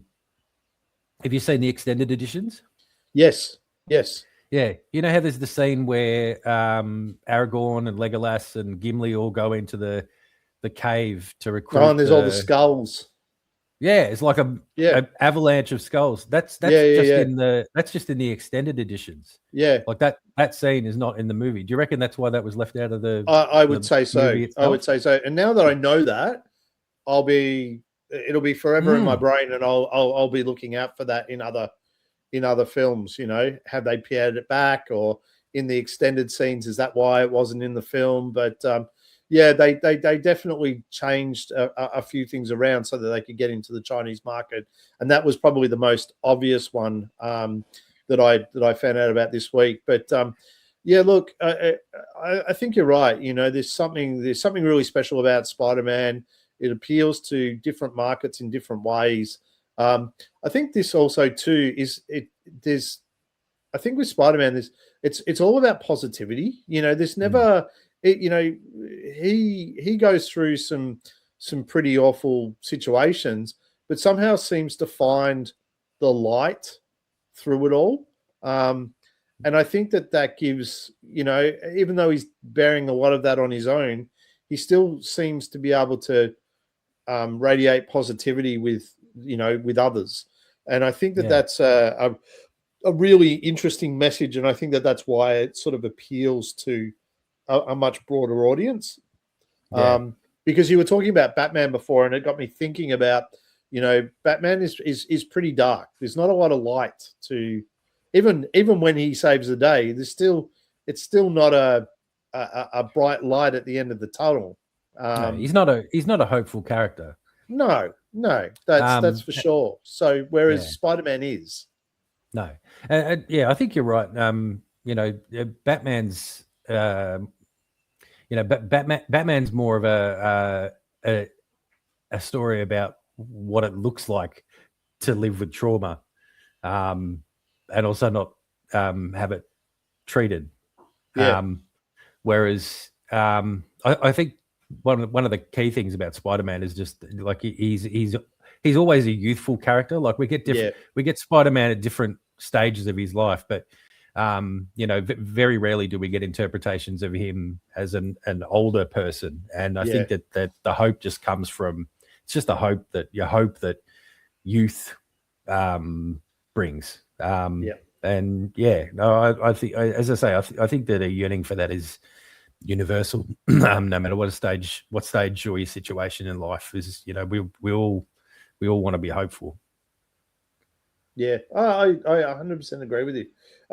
So, you know, do yourself a favor, go see it at the cinema. You won't be disappointed. It really is a great film, and it's I think it's well worth to see it in the cinema for what it is. Look, this could if you can't for whatever reason, look forward to seeing it on Disney Plus on streaming. This could very well be a $2 billion film. You know, I think that's almost beyond doubt now. Yeah, now that it's in its first week, made $1 billion. It's also a record breaker. What's going to come into cinemas to interfere with it? Nothing. There's nothing that's going to interfere with it over. No, I mean, there's definitely movies coming out that, you know, we've talked about and that we'd like to see, but nothing that's going to knock this off its perch. No, there's nothing. No, I really don't think that there is. And anything that is sort of that's going to be coming out is not going to be anywhere near the competition for it, right? So, anyway, look, it's great. It's good that we've got this opportunity to see another Spider-Man film. You don't need to stay until the end for the post-credit scene. I'll just say that now. It didn't give anything, didn't give us Doomsday. A lot of the audience, I don't know about you, a lot of the audience were like, oh, is that what we stayed around for? I think they felt a little bit disappointed about that part of it. I got it. I think you got it. But I have no, not to spoil it, but I won't spoil it. But I had no idea what was going on. I did. You know now, though, don't you? Not really. Okay, I'll tell you. I'll tell you later. Okay. But I liked that I didn't know what was going on. I was like, yeah, right, okay. I was like, what the heck is this? It could mean any number of things. So I had no idea. I liked that it left a question that I didn't know the answer to. Okay. And I also liked that I knew that it was going to be the sort of thing that people would say, what did I wait around for that for? Yeah. But I thought that was quite funny. Well, I'm looking forward to seeing Shang-Chi 2 because that's obviously in the works, same director who did Spider-Man Brand New Day. I believe Spider-Man 5 is already in the works. Tom Holland said that he was kind of wrapping this up, but I don't think I don't think he's going to be allowed to now. Yeah, I as I said, I feel like, I mean, I think it was called Brand New Day for a reason. It really did feel like the beginning of something, not just the end. I agree. Yeah, I agree.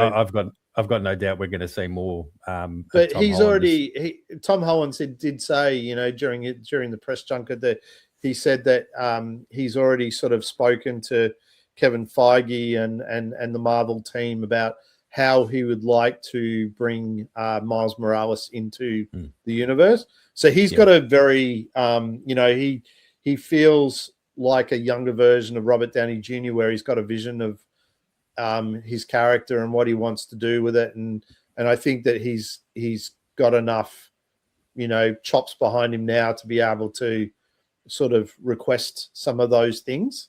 I should say I'm like, the next thing that I want from the Spider-Verse in live action is Miles Morales. Yeah. And you know, and the fans are asking for that too, right? You know, but I mean, I don't see what, I mean, there's no reason why we can't, you know, have both. No, I agree. Plenty with of you. stories in the comics where, you know, we've got both. And yeah, I don't mind if Tom Holland's Peter Parker sort of transitions to a different role. You know, as you say, something along the lines of Tony Stark as a mentor, or you know, Bruce Wayne in Batman Beyond as a mentor to Terry McGinnis, that sort of thing. I think that'd be wonderful to have him continue in that role. But Miles Morales is next thing I want. I think with Doomsday and Secret Wars, I think they're waiting for those. I think you and I spoke about this, and you know, with Secret Wars, we'll really get a you know, a real good idea of when Miles Morales will be joining the MCU. Yeah. No, I look forward to it. Yeah. All right. Well, if there's nothing else worth talking about that we've watched this week, because those two are pretty epic on all proportion, we might go to our last commercial break, and we'll be right back after that. For the first time ever, it's the Ultimate Collection on DVD. Spider-Man, the 67 Collection. Spider-Man, look out! The original superhero is now better than ever. It's the original series. I see it, but I don't believe it. All 52 complete episodes, fully restored. There's no limit to my powers. On an amazing 6-DVD action-packed collector's set. Now to seal the deal. Any way you spin it, this 6-DVD set is a must-have. Because no matter the evil, there's only one original. It's all in a day's work for your friendly neighborhood Spider-Man. Spider-Man, the 67 Collection. Now available on DVD. You'll find the Spider-Man!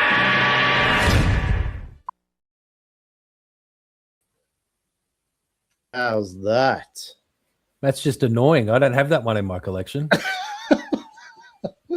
I can imagine you were writing that down to remind yourself later to get it. God, don't worry. It's on my long list of notes from this episode. Yeah, it's a great one, isn't it? When I saw that, I was like, yep. So as you can tell, all our commercials are rather appropriate to this episode, and we hope you're enjoying it so far. You've done very well. Well, join. We hope that you're join in with us on the conversation. You can hit us up on the socials under Pulp Culture Pod. We're right here. What's that? We're right here. Talk to us. Yeah. Let us know. We'd love to hear your thoughts on anything that we've been talking about. Hey, before we move on completely from Spider-Man as well, can I just say, if people haven't seen Shang-Chi and the Legend of the Ten Rings or whatever it's called, go and watch it on Disney Plus. It's a really I watched it last week, and for the second time, and I really enjoyed it. I'm not talking to you. I'm talking to other people. Oh, okay. I'm just saying, you know, if I'm just saying, if people haven't seen, like, if they enjoyed Spider-Man Brand New Day and they haven't seen Shang-Chi, go and watch Shang-Chi, and after that, go on to HBO Max and watch Blue Beetle as well. I'm not going to say that it's as good as the Spider-Man movies, but if you enjoy the tone and the themes of Spider-Man, and you're looking for more, you'll really enjoy Blue Beetle as well. And it's a movie that's going to be it'll pay off watching it now down the track in the DC stuff. So those are my two recommendations. No, good recommendations to have too. Yep. All right, moving on to our last segment of the show. I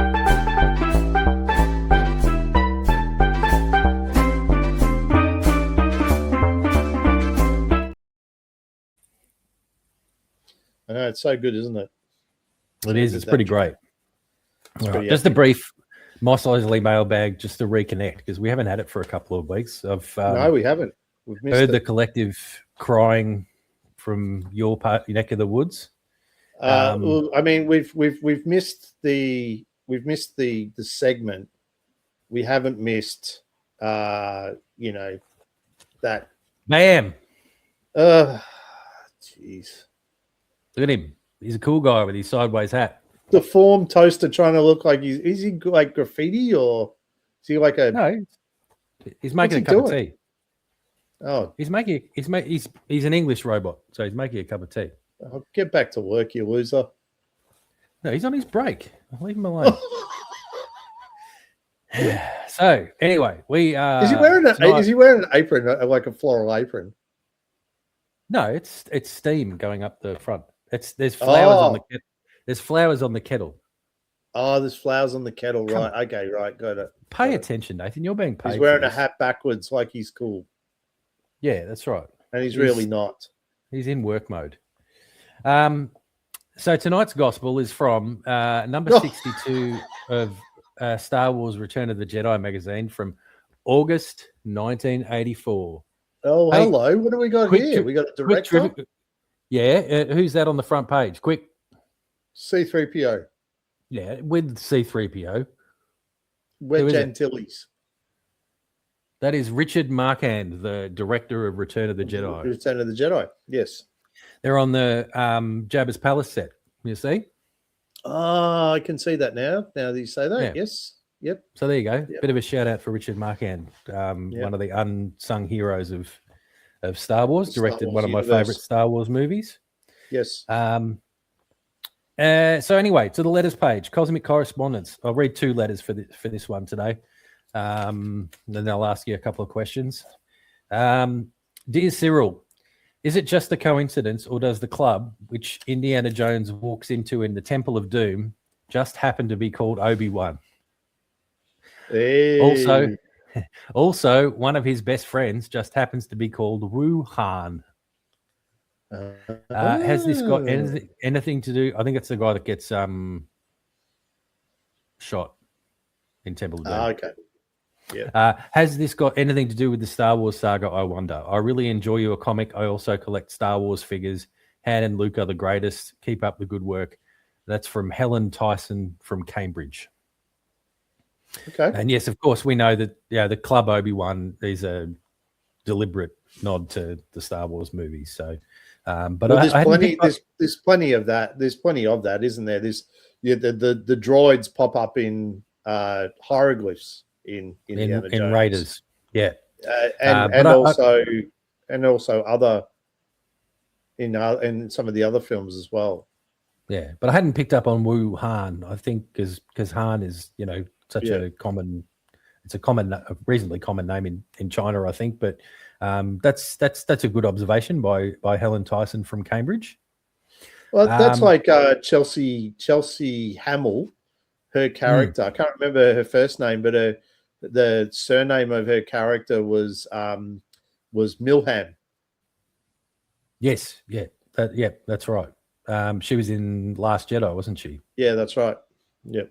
It was her birthday the other day too. Her dad did all three of Mark's kids were actually in the films and some of George's. And some of George's, correct? Yes. Yeah. We digress. It does influence other rolling back. It does influence into other films, Star Wars, doesn't it? What did you put any Easter eggs in Hard Boiled, your comic? I did. Yes, I did have. I had Raiders. Raiders Yes, you did. definitely plays one. I had Big Trouble in Little China. Turns up in Hard Boiled. I had Predator. I had in the second book. So yeah, there's been quite a number of influences that I've had in mine. And you just can't help it, if you really enjoy it. And you want to part put of it the in fun there. of it, isn't it? Yeah, that's right. Did you have any in yours? Yeah. Shears Fierce? I had heaps. Yeah, I had heaps. I had some storytelling ones. Like I had a sequence in my book that was a nod to the Scott McDaniel Nightwing comics from Yes, that's right, from the Very early cool. 2000s. But I had lots of Easter eggs because it's set in the city. I've got like movie posters and band names and graffiti and all sorts of stuff. I love doing that sort of stuff. Lots of that in my second issue, which I will eventually finish as well. I will. We've both got projects on the go, and we'll eventually finish them. So yeah. So yeah, no,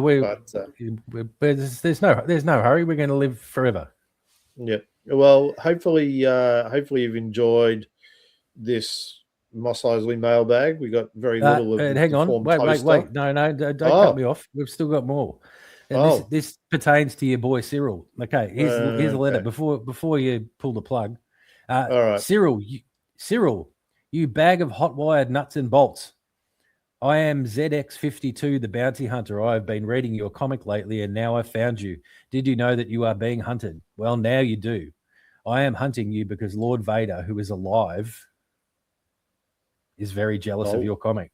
So now you must be disconnected. I suppose that I might let you off just this once if you promise to keep up the good work. May the dark side of the Force be with you. ZX51, a.k.a. Wayne Hansford from somewhere in the universe. Wayne's back on the dark side with the others. What's going on? Yeah, they think they were the heroes of the movie. These UK kids, they're on the dark side. Yeah. I'm starting to wonder whether maybe we got the wrong idea. Whether we should have been jumping on the dark side with the fascists. Oh. No, we definitely shouldn't have been. No, well, we definitely shouldn't have been doing that. I'm happy to have a green lightsaber. So, yes. Have you seen the big petition that's going around at the moment to bring back Mace Windu? In what? Great question, right? Like there's a bit of a following going around on the internet at the moment to bring back Mace Windu into the either the TV series or films, or that he's not dead, that he needs to be brought back. And I find this absolutely fascinating after all this time that we've got a movement. He's a pancake, isn't he? Oh, well, I mean, we never saw him die. We saw him go out the window. Oh, yeah, fair enough. And we saw. We did see Darth Maul get chopped in half, and he was okay. And he definitely didn't die. And we also saw Anakin and no, not Anakin, Obi-Wan go out the window, and he didn't end up being a pancake in the same scene. Yeah. Well, if Anakin could survive being turned into a human zinger box, then yeah, why can't Mace Windu survive? Yeah. So there's sort of this sort of push for it. But anyway, look, they brought back Boba Fett, didn't they? So maybe they could bring him.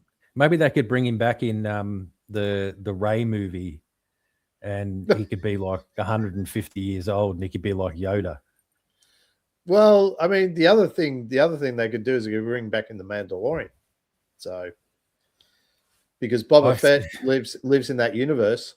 This trying to work out where everything fits in the timeline thing does my head in. So I can't work that out. But I'll sit down with a piece of paper and try and work it out. I'll try and work out where he most likely might come back. Maybe an animated series. Sure, why not? Why not? I'm down for that. Yeah, I'm down for that. maybe even in Darth Maul 2, we'll get that. That'd be great too.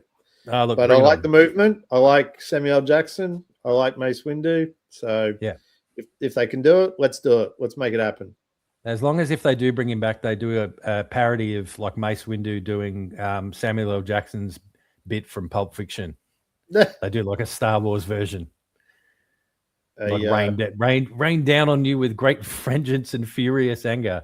All that stuff. I thought you were going to say what do they call purple milk, blue milk in France? Oh, the other one that they could do is the bit where the dude's head explodes in the back of the car. That'd be fun. For sure. Mace Windu and 3PO sitting in the passenger seat freaking out, covered in brains.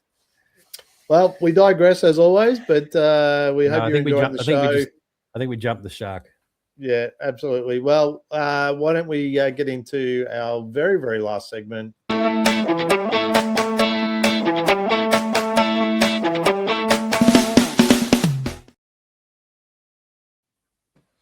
There you go. It's time for the shouts. Are we shouting you out and the I same? have the same thing that we were going to shout about. Yeah, we are. We're shouting out the same thing. We're both shouting out this Sunday's Vintage and Modern Toy Fair at the showgrounds here in Melbourne. Can I say congratulations to the team who are doing such a stellar job of bringing us these fairs or expos.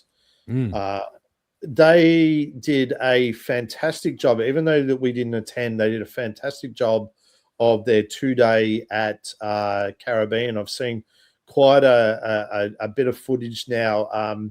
If you want to see what it's all about, check out Simple Simon on YouTube. He's also on Instagram. He did a great job of covering one of the days of the toy fair at Caribbean, and it was a stellar crowd. So yeah, well done to the team, and they'll be back again for Caribbean. They just announced that they'll be back next year in May for another 2-day event. So which is really good. I'm really disappointed, MJ, and you will know exactly why that we missed out on going to that one. Is because they had a whole bunch of new sellers tabling at there, and there was one particular seller who had inherited somehow a large number of DC related memorabilia. Remember the 1990s Batman series where we got Arctic Batman and bronze colored Batman and all that? He had all of those. Okay. Between $5 and $20 each. Okay. So I was pretty like I think I probably would have had to get a loan on the house to you were in hospital, weren't you? You couldn't have gone.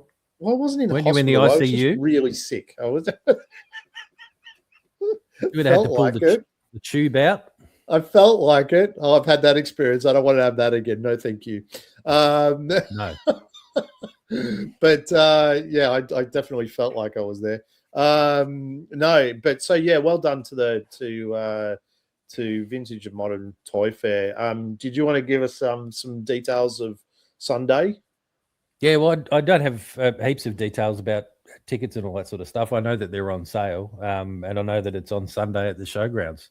I know that nearly everybody that works at All Star Comics Melbourne, other than me, is going there because they're all signed up as vendors and stuff. I'm really excited for the guys to be to have a really successful day and sell heaps of stuff and meet lots of people. And I'll be back at the shop holding up the fort. Not single-handedly, but go to the toy fair and then come back and visit me. I'll see your comic. Yeah. So it is this Sunday, 9th of August. It's at the Melbourne Showgrounds. They're classifying as their monster size toy fair. You can get. It sounds like an understatement. Yeah. Well, I mean, if all of the All-Star crew are going to be there, it's you can get tickets from their website, which is vmtoyfair.com.au, and there is I think there's early birds from 9 till 10, and then entry from 10 o'clock, I think. Oh no, early bird sessions 9 till 10, 9 and 10 o'clock, and then 11 o'clock is general admin, and I think that the show closes at like 4 o'clock in the afternoon. So at what time are you going, Nath? Great question. I'll let you know. All right, I'll send you my list of issues of the further adventures of Indiana Jones that I still need. Aren't you going to buy the collection as well, or are you going to be a completist and get those as well at the same time? Yeah. I'm still waiting on that list. So anyway, but do yourself a favor if you're a fan of all things pop culture, specifically when it comes to collectibles, I highly recommend heading down to the Vintage and Modern Toy Fair, which will be at the Melbourne Showgrounds, which is located in Ascot Vale, I think it is. Yeah, it'll be amazing. I'm disappointed I'm missing out. Like I'm always excited to go and work at the comic shop, but yeah, I'd like to be able to do both because it'll be really exciting. I've only been to the one at Malvern Town Hall, and it's always buzzing and amazing and full of amazing stuff. So the thought that this one's going to be so much bigger is really exciting to me. So I hope everybody has a great time, and hit us up and let us know what you get. I'd love to see what stuff you score. I'll vicariously enjoy everybody else's excitement. For sure. Well, thanks for your company. We hope you've enjoyed it. Another big episode. We've talked about in length to try and sort of make this shorter, but there's too much to talk about at the moment. And we talked about two of the biggest movies of the decade. Yeah. So we hope you've enjoyed this episode. Stay tuned next week for our 40th episode. Oh wow, big boys! We've made it thus far. So it's nothing short of a miracle. Who knows what's going to happen on the 40th episode? Probably more pop culture goodness. Otherwise, Nath might apologize finally for starting this whole thing off. You get one. That's it. You get one. One show, and then I'll wait until episode 79, and I'll apologize again. All right. So I'm writing that down. Okay, 79. Make an apology. 79 retribution. Right. Yep. No worries. Thanks for your company. Stay tuned next week when you'll hear MJ say, "This is small baby potato stuff, not big potato brain stuff." Thanks very much, everyone. Stay fresh. See you, everybody. Like what you're hearing? Tell your friends. Follow us on socials at Pulp Culture Pod. And if you're feeling generous, drop us a 5-star review on your favorite podcast platform.